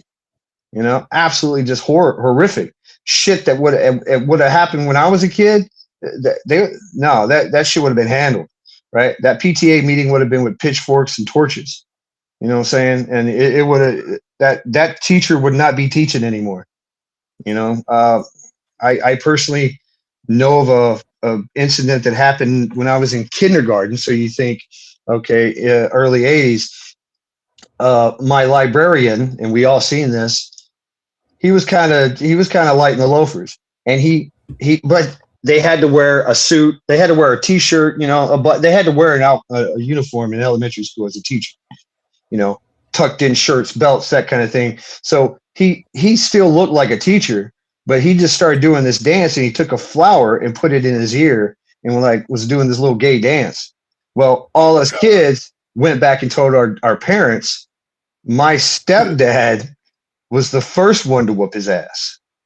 Oh God! I say the first because there was a line of other dads that showed up after school to pick up their sons and daughters, and they whooped his ass. You know what I'm saying? In the school, in the hallway, and dared the principal and teachers to intervene. I was like, whoa, what the fuck? I mean, so at like 5 years old, kindergarten, I see how things handle. My first dead body was the neighborhood chomo. My first dead body we seen was neighborhood chomo, was tied to a fence, throat slit, and they took a pair of vice grips and twisted his tongue and was hanging. And everybody knew he was the Chester. We called him Chesters back in the day. Chester child molesters. I've heard that term. Yeah, Chester. So they called him a Chester, and he was straight up pedo chomo. And he fafoed. And we were walking to school early in the morning. I remember it was cold, and everybody's walking by this guy tied to a fence, a chain link fence. What the fuck? This was inner city too. This was in the hood, so they didn't even tolerate that shit. You know what I'm saying? So you can even imagine, what it'd be like in a rural area.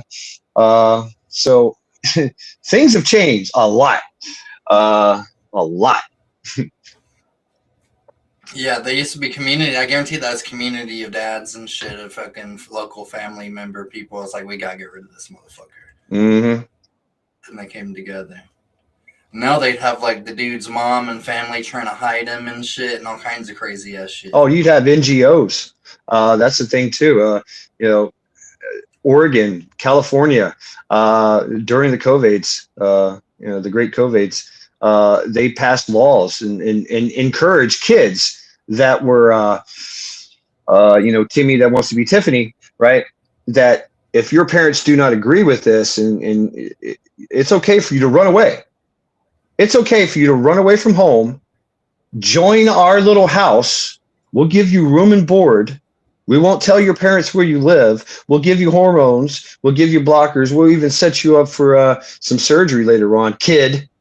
Underage kid that is feeling this pressure from his home. And we won't tell mommy and dad that you're here. You'll still go to school. You'll be welcomed in, right? And if the mommy and daddy try to come get you, we'll put them in jail. How does that sound, little Tiffany? That started in Oregon and California. Yeah, during the COVIDs.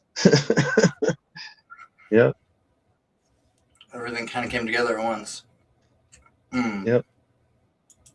Like And they encourage them. They give them 2 backpacks, right? Okay, here's your little princess outfit, Timmy, that you can wear at school.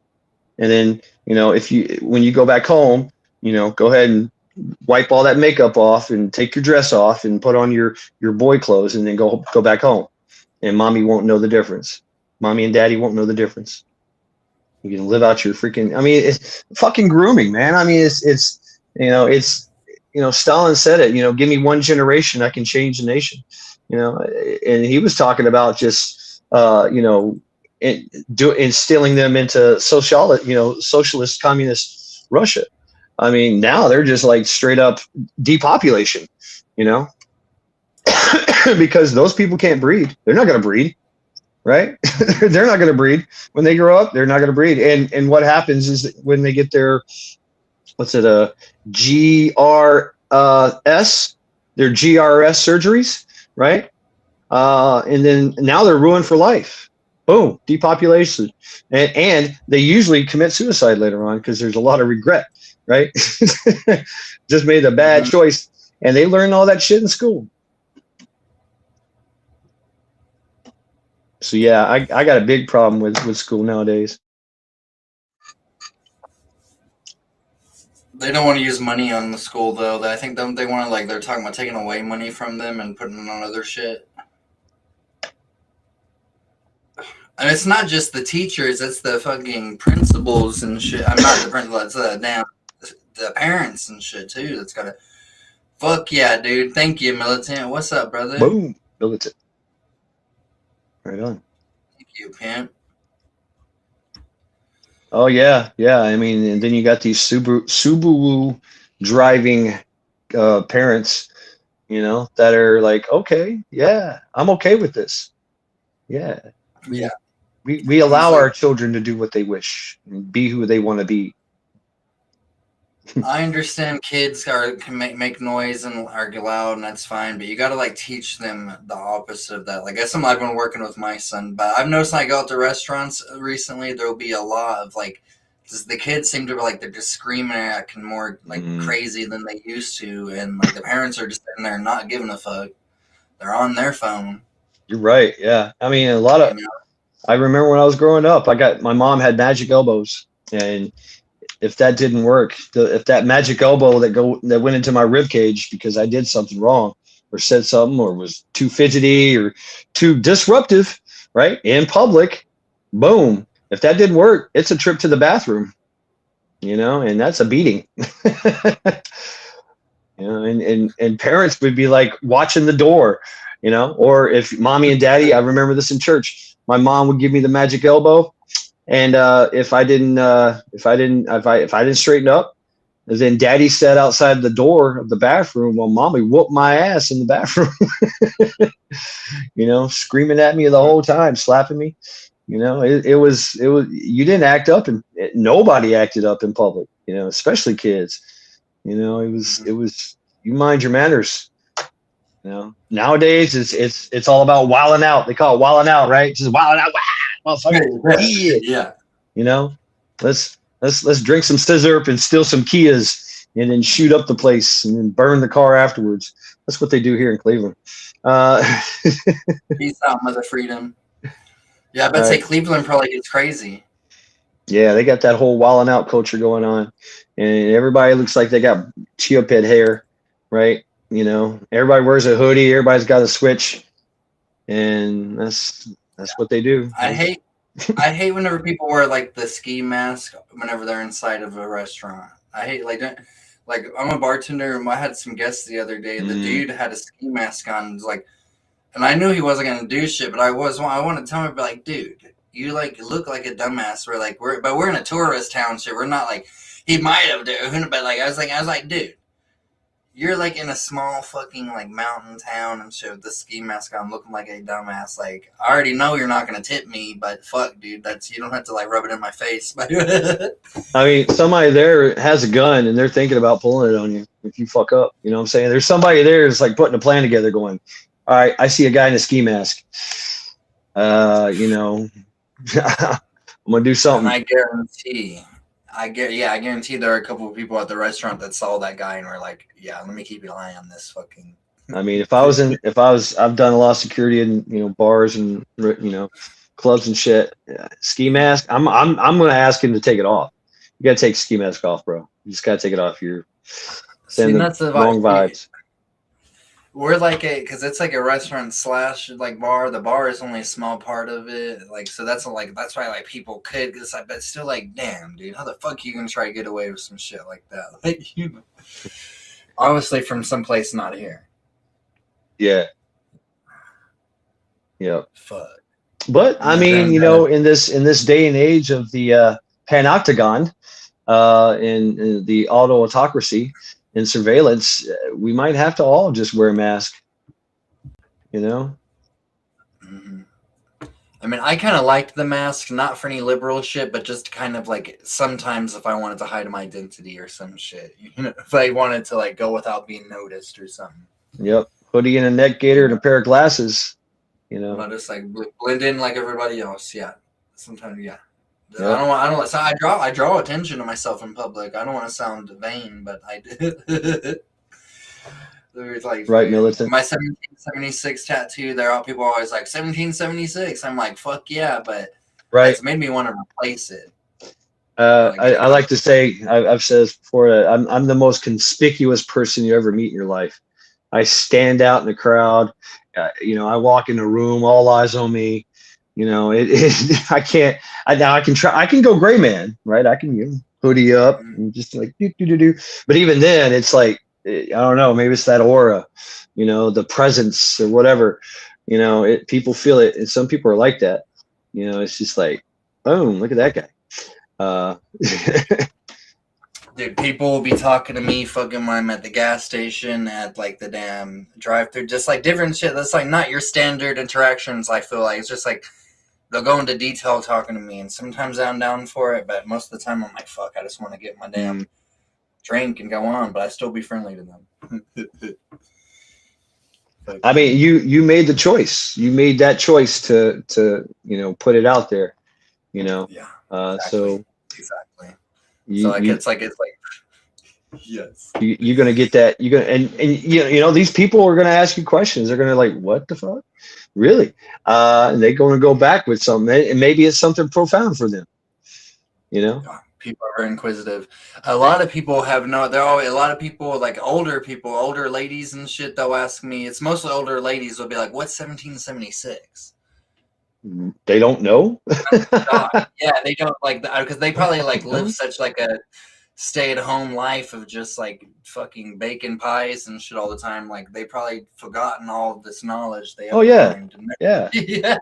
Of course they do. Like they only know like what's going on in their house. They don't know anything. They know what's going on in their bridge club, in their racket club, in their sewing kit club. You know, their like, croquet show, croquet club. Yeah, they need to like break out of that shit and like kind of get more into like remember like the shit that they've forgotten. Because and it's crazy. I'll be like, well, it's the America sign its independence, and the husband would be like, that's what I was thinking. I didn't want to say nothing. Well, he thought it was like code like 5051 or something. Yeah, right. I'd be like, no, it's my birthday. It's your birthday. Yeah, it's my birthday. Those are people. Yeah, people are like, yeah. I mean, they ask me, and people who do know, be like, what does it mean to you? Or like, what does it mean to me personally? And it's like, well, it means to me. You know, it means what it means to me. You know, like it's kind of all the endless questions has kind of made me like think against it, but I don't go back against it. You know, but it means to me, like, you know, like people. And I got in a weird argument one time with these girls, like, but I just want to. She was saying like, oh yeah, and I said, well, I'm a patriot. It represents patriotism. I feel like I just have it there for people to see. And she said, well, I'm pro-life. And I told her, I said, okay, this has nothing to do with that. And I said, well, I'm your server. I'm just sitting here trying to serve. Like, what do you want to eat? You're the one who started talking to me about this shit.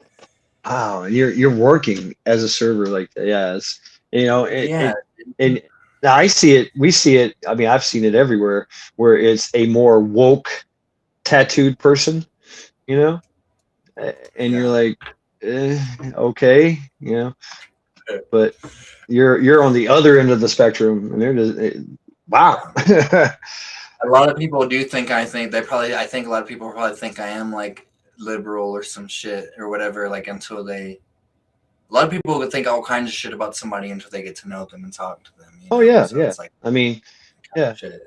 I mean, me being, I've always been kind of like just, you know, security orientated, and I profile people.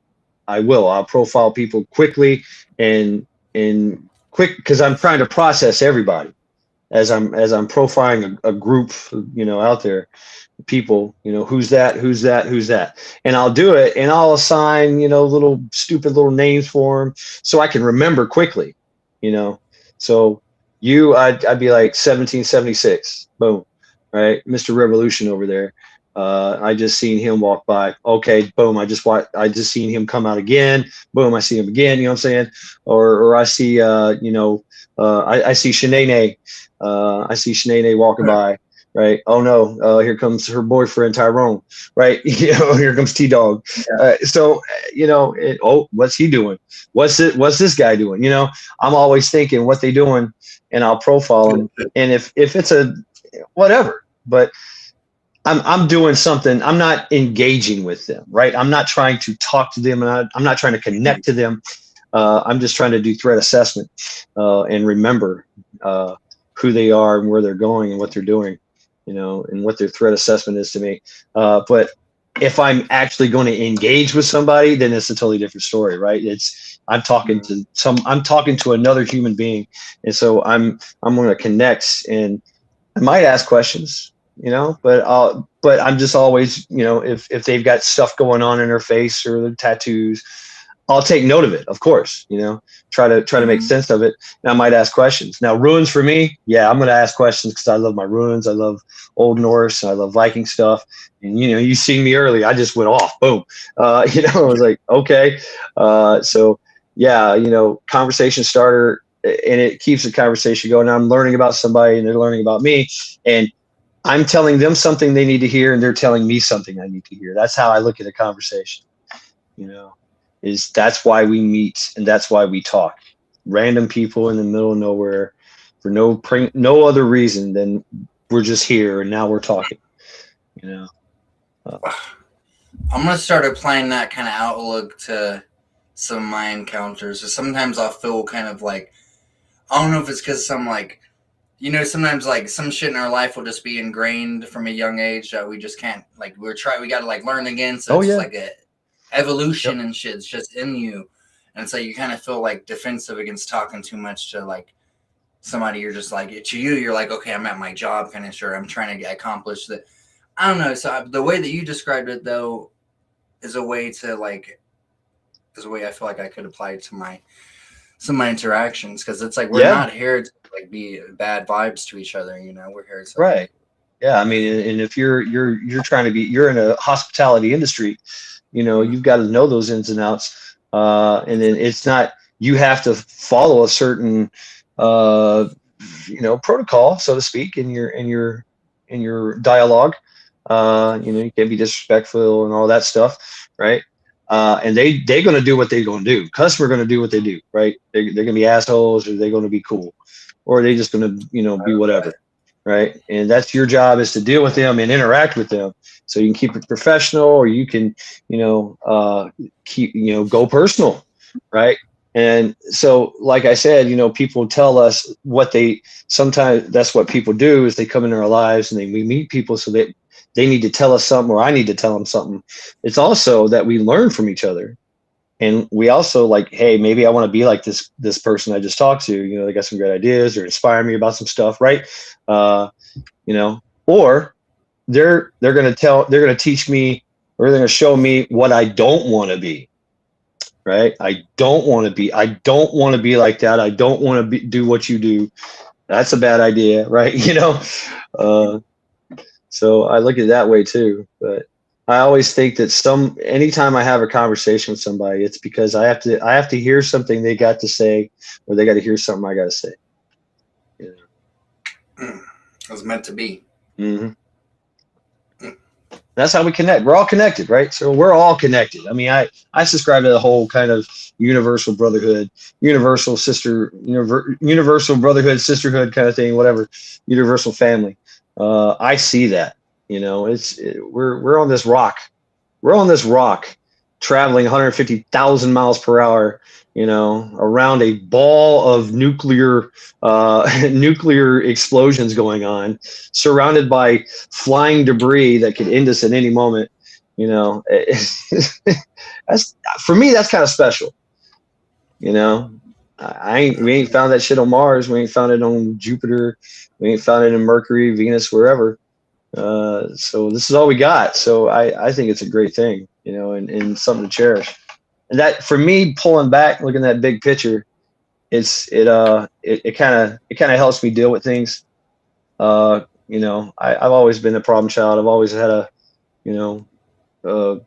just problems, you know. And so I think that the evolution and de-evolution, right? The deprogramming is a lot of what you have to go through when you get out of school, right? And out of college, especially. We're talking about college. Man, college is the breeding ground. College is this next step to being a freaking comrade nowadays. You know, so can you imagine them? But eventually, I think people come to their senses. Eventually, you know, because reality has a way of slapping you right in the face and go, "You're an idiot. That was a very bad life decision you made, and you should probably correct course here." You know, I think that's where old age and wisdom come in. You know, I like to say that wisdom is doing stupid shit and surviving. You know, there definitely is some wisdom there, but yeah.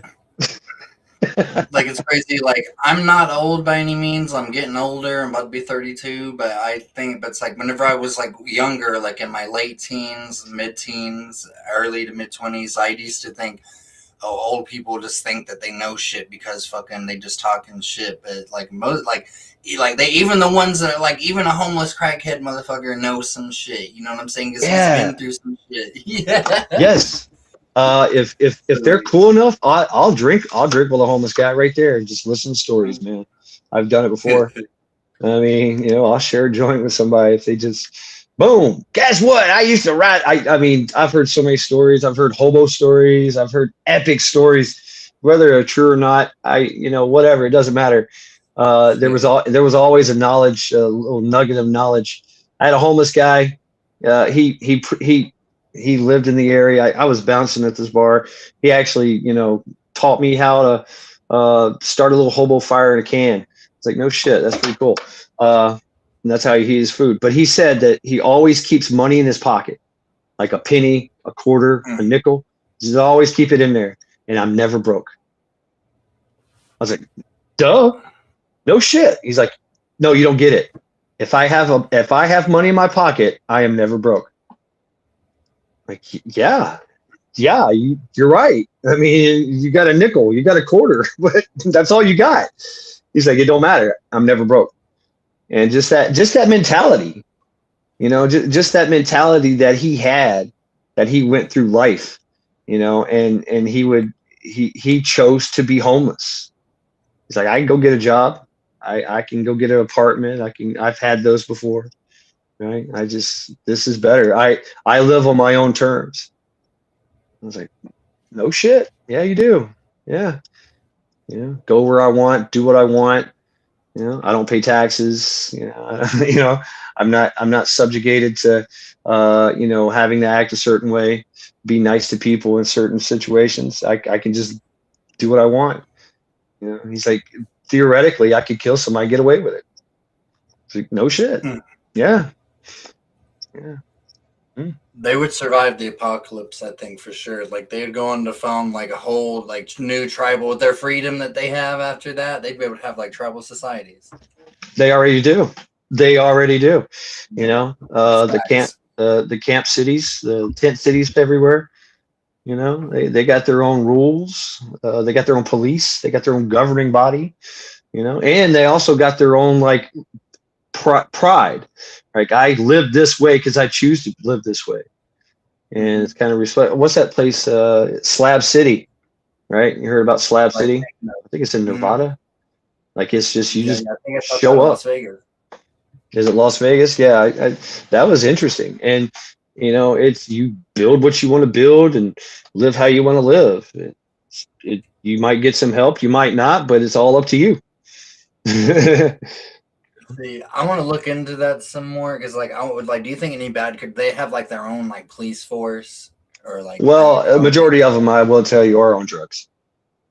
I mean, that's straight up meth and crack, and that's just their thing.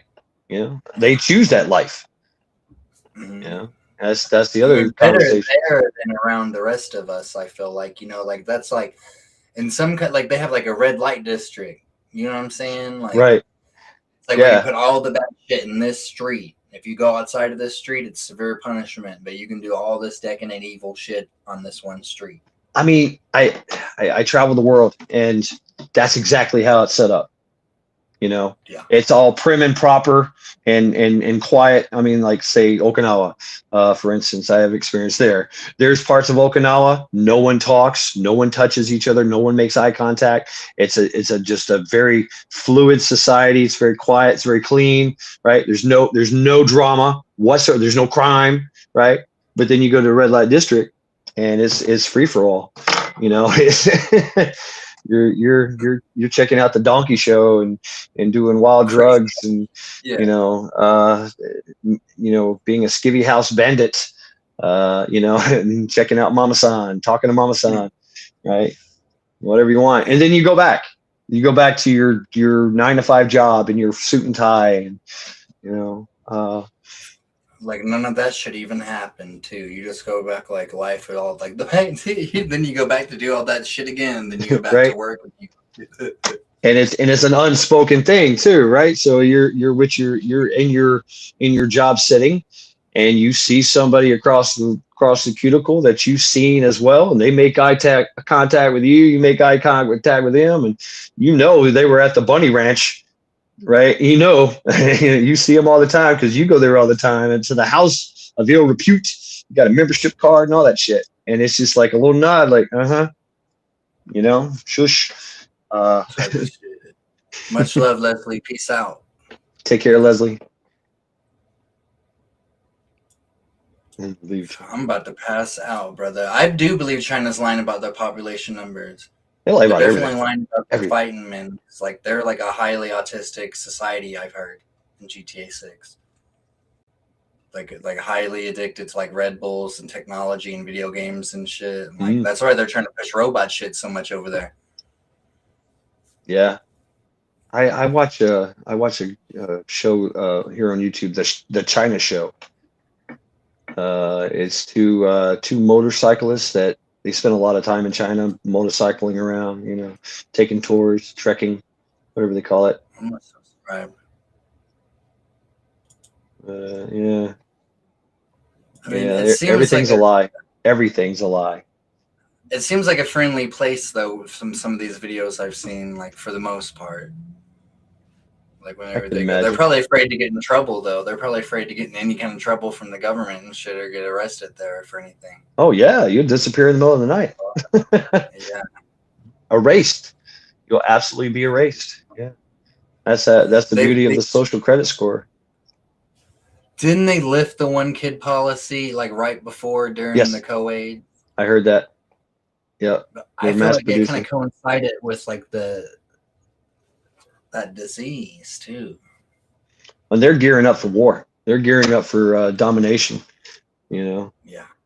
They're gonna need Lebensstrom, right? They're gonna need some damn fucking space to put all their people at and shit. And shit. Annex the Philippines. Right. They're gonna have a lot of African mercenaries and shit though at their disposal as well. Yeah. A lot. Yeah. Yeah, you're right. You're right. South They're American ones too. South America, and they're of course the I don't know what you call it, the Middle Asia, Mid Asia, Philippines, like- Vietnam, Cambodia, all these places. Exactly. Like most of our ground fighting, I think, would not be against like actual Chinese soldiers. Like our tech fighting and our Air Force fighting and all that kind of shit would be against, but like the ground fighting, man to man, would be against like these mercenaries. I think. I'll send you some shit. There's this video I was watching. And I was like, it was recent. I was like, I'll have to send it to you. I'll email it to you. But I was like, what the fuck is that? And it was like, it was really blowing my mind. It was really blowing my mind. Like I guess China, their population is not strong. Yeah, they are like they're physically weak. They're like a lot of them are like cannot physically do strong shit now. That's kind of That's what they- always been that way too. It's kind of it cuts them deep, because back in the day when before the Boxer Rebellion and all that, and the Chinese or the Japanese occupation and the rest of the world, we were there too. The British and Americans, the French, the Portuguese, we occupied, 17, 1800s. Coalition of the Nations doing Yeah. back there, didn't We called them, the name for them was the sick Chinaman. It was because they were just weak. I mean, even their strongest warriors were nothing against our average Joe. Yeah, for thousands of years they were like basically like a slave society. Like if you weren't in the nobility, and then they all had that same haircut towards the end of it. So they were like all the males had to have that. Yeah, dude. They were like never on Earth. They're the most programmed people I think in the history of this Earth. You probably for thousands of years, dude. Back to like the emperor's times and shit. Well, I know it's always been fascinating, the Chinese and Japanese history. I know a little bit, obviously, and of course studying martial arts and all that. The very tumultuous history, and you're right. They had some very, very tyrannical times, and it was all the way down. But there was also this. It was very tumultuous because a area was just rebellious. They had this rebel spirit. Everybody had this rebel spirit, and everybody was fighting against everybody. It's like this kind of feudal Japan thing. China went through the same thing, and think about how much they had to really work that subversion techniques and tactics to subdue a whole, like millions of people, a large country, like China throughout thousands of years.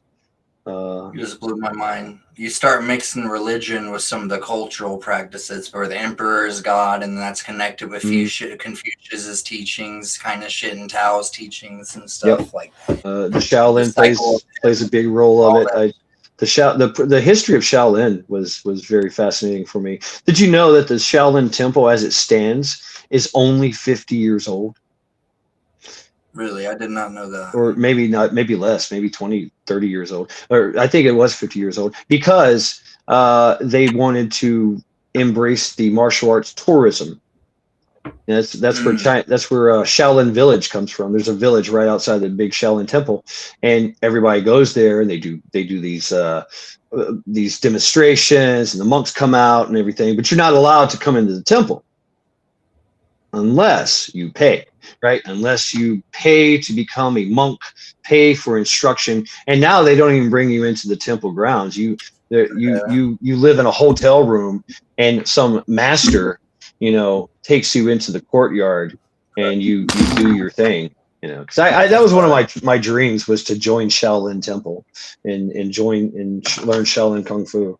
But once I found out the truth of it, it's all really kind of fake.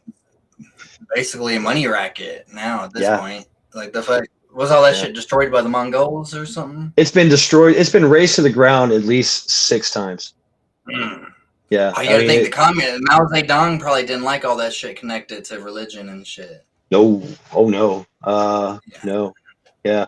And the whole emperors thing in the past too, there were emperors that were sympathetic to Shaolin and Buddhism, and there were also emperors that said, nope, you are a threat and you must be wiped out. And so that's where we have the evolution of all these different martial arts in the world, is because the Shaolin monks would go into hiding and go to South America. They would go to Brazil. They would go to Okinawa. They would go to Japan. They would go to Thailand. They would start, that martial art because that's their only thing they know, and it's a well prized. It pays well. It pays pretty good to be a master, right? Even if you were just a lonely fucking Shaolin, whatever, you wasn't an abbot or anything. You were just a layman, right? You were in the courtyard. You wasn't in the inner circle. You can still go and teach and also be advisors, right? So that's the other thing too. What up, Lady Smith? Yeah, you Lady know shit Smith. that most people don't. And so, I mean, and- as a Shaolin Shaolin monk kind of guy, like most people don't know that kind of shit. So you could definitely get some. And you know a lot of shit a lot of people don't know either. But I'm talking about like most people, like they like that shit. Especially back in those times, that was kind of like they were like, "What the fuck is this dude doing?" yeah, yeah. And be like, "Holy shit!" Shaolin Lohan. I mean, and of course, all my life, So, man. I love cheesy kung fu movies. That's my go-to. That's always been back in the past. I get fucking super pack a bowl and watch a cheesy kung fu movie about leopard fist or something, right? You know, and of course I'm trying to do these moves and shit. We're trying to beat each other like you're doing WWF moves. I'm doing kung fu moves that I learned on a Saturday Night Theater on my friends. Yeah. that is crazy. It evolved from the kung fu shit to the wrestling shit. Yeah. Have you seen the? It's called The Foreigner. It's Jackie Chan's most recent movie, I think. Ooh, yes, And I that was, have. like, Yes. Yeah, he's an old that was a man. pretty good movie. Yeah. I don't think I've ever seen him kill somebody or use a gun in any of his movies before this. Yeah, he has. Yeah, he has. He has used one before. Yeah. He's killed before. That's wow, that's a good question. I want to say yes, but I don't know. But yes, he has used guns in The his Shaolin Knights. in his movies. He's been a super cop. And when he was in the Chinese, he was part of the Peking Theater, which is revered. And he's also like he's part of the Red Pants Society, which is like super stuntmen, you know, which originated in the Chinese film industry thing.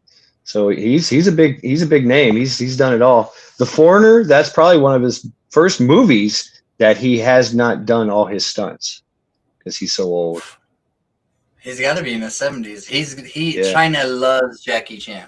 Oh yeah, he's revered, you know. Yeah. Jackie Chan, Jet Li, and they come from that Peking Theater, Red Pants Society, and he was Red Pants Society. So Red Pants Society, if you don't know, is like the super stuntman, right? They evolved all those Chinese kung fu movies. They evolved. If you ever see somebody that's fighting and they've got a hood on or a beanie on, that means they're about to get hit in the head with something because they're wearing a helmet underneath that beanie, right?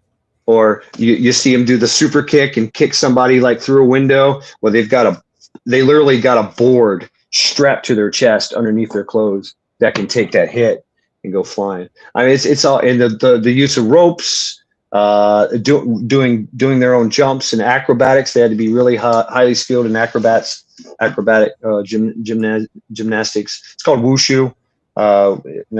It's more flamboyant. It's flying in the air and flips and kicks and splits and rolls, and you know, it's basically like gymnastics instead of kung fu. But there's also the kung fu element that you have to learn as well. So they do learn traditional kung fu and kung fu styles. So Jackie Chan, Jet Li, you know, is their superstars. Donnie Young, yeah. Tony Jaa, that's the new guy. He's kind of old now. But Jaa White, that's our American version. If you know Jaa White. I have some breaking news, kind of. Rob shit. Reiner, 2 people in his house were murdered. He might be one of them. Rob Reiner? Who is that? I forgot, he directed some damn movies and shit. Like, I think he's known to have directed like a bunch of. Let me see. Let me show you. Sounds this familiar. guy. Yeah. You'll know him when you see You're him. my old man spectacles here, yes. Holy shit! This is like some kind of murder mystery shit going on. Oh man. Oh, and he's a liberal activist. I wonder if this is going to be connected to any kind of like political shit. Yeah, them Spinal Tap 2 just came out. I guess he directed that shit. Oh shit. Wow. You ask that same question each time. The answer is no. Yeah, that's crazy. So yeah, we're gonna have to see what this is connected to. That just happened like 10 minutes ago. That news just came out. Oh man, that's horrible. And that's the thing about the entertainment. You're talking about spells earlier. Casting spells on the kids. That's your entertainment industry. That they're all about the spells. Everything is the theater and art and theater, is a ritual in itself that they're acting out. You know what I'm saying? An actual parade, a ritual. It's theater that's what that is. All of it, and it's on the grand scale. To manipulation. That's the key to their magic, is the manipulation of minds, and manipulation. That's all they got. Yeah, ancient people, like in some societies had acting and shit like that, and like entertainment of that nature, like the more debaucherous societies. But the other society, I can't think of them having them like act, or like people because that was like considered witchcraft back then. Well, think about even tribal. You're dancing around the campfire and you're reenacting, a god's progression or fight or something. You see it in Native Americans, you see it in India, you see it in most tribes. The one I like is the tribe it's an island tribe, and they had never met anybody until like after like World War II. We flew planes over them because we were fighting the Japanese, and they're like, who the fuck is, they're primitive tribesmen, and they're like, whoa, what is that flying above our head? And we took notice and dropped and met them, dropped food for them, and landed with the helicopters and did it. They now reenact all that and make masks, and reenact the meeting of the gods, the American military. And I've heard that do this before. Yeah, they check out the mask. The masks are weird. They've got a fake helicopter they made out of bamboo, and I mean, it's just they make fake guns, fake rifles. They dance around the fire. Yeah, dude, it's like, damn, it's like, plus like they're dropping food down to you. They have all this crazy equipment. They're gonna think, like I would think that's some kind of god if I was a primitive. Yeah. So boom, campfire. It's time for a try. They're retelling a story, and so what we see mostly with this, the witchcraft is it's a Anunnaki witchcraft. Is what it is. What's her name? Inanna, but also known as Isis or Ishtar. She's the one that she's the seductress, and she's also the most dangerous, right? So, because she can also she blurs the lines, and she uses sex as a debauchery tool. And that's their whole plan. That's what they've done. I mean, Babylon, and their gods just get new names. Marduk, right? And he's turned into what's the guy? The eats the babies, right? I forget his name. That god, Moloch. Yeah, Moloch. Moloch, and the other gods of the same thing. And so they've done this, over and over and over. That's how they do it. It's called the Parade of Debauchery. And they do these rituals and parades. They would do these actual parades of literally debauchery, cannibalistic, deviant sex acts in a parade into a place they're conquering. And we're talking Mesopotamian times. They've tried this in Israel. I mean, you probably the Bible doesn't tell most of the story. What's her name? Jezebel. Jezebel was actually a guy. Chances are Jezebel was a high priestess that was changed, because that's what Ishtar does, or Inanna. She has the ability to change sexes, right, in any species, and that's a way of planting that subversion, right? The humiliation factor of the society, and that's how they start to take over. And I remember this is an interesting, the word Beelzebub. Yeah, the word Beelzebub. They have that's another in incarnation of Marduk, of course, and Moloch and all that. And that's what they would do is say, our great God, and it has a reputation, right? The reputation precedes them, and they win by fear and terror. Our great God, Beelzebub, will destroy you. And the Israelites literally laughed in their faces because they explained to them that in our language, Beelzebub means Lord of Flies, God of shit. and the Babylonians were like, wait, no, that's not what it means. No. So I think that's a very funny kind of like, fuck you, Babylonians, you want to destroy our country. Try to put their subversion. Yeah, kind of like that the Spartan thing, I love like little sayings like, of course the Spartans, like, hey, that's the actual true saying is, the King Xerxes says our arrows will blot out the sun. We have so many. And King Linus was like, great, we'll fight in the shade. It's like, yeah. I love that spirit. That I think that's the human spirit that's hard to contain. You know what I'm saying? So that's what they're afraid of.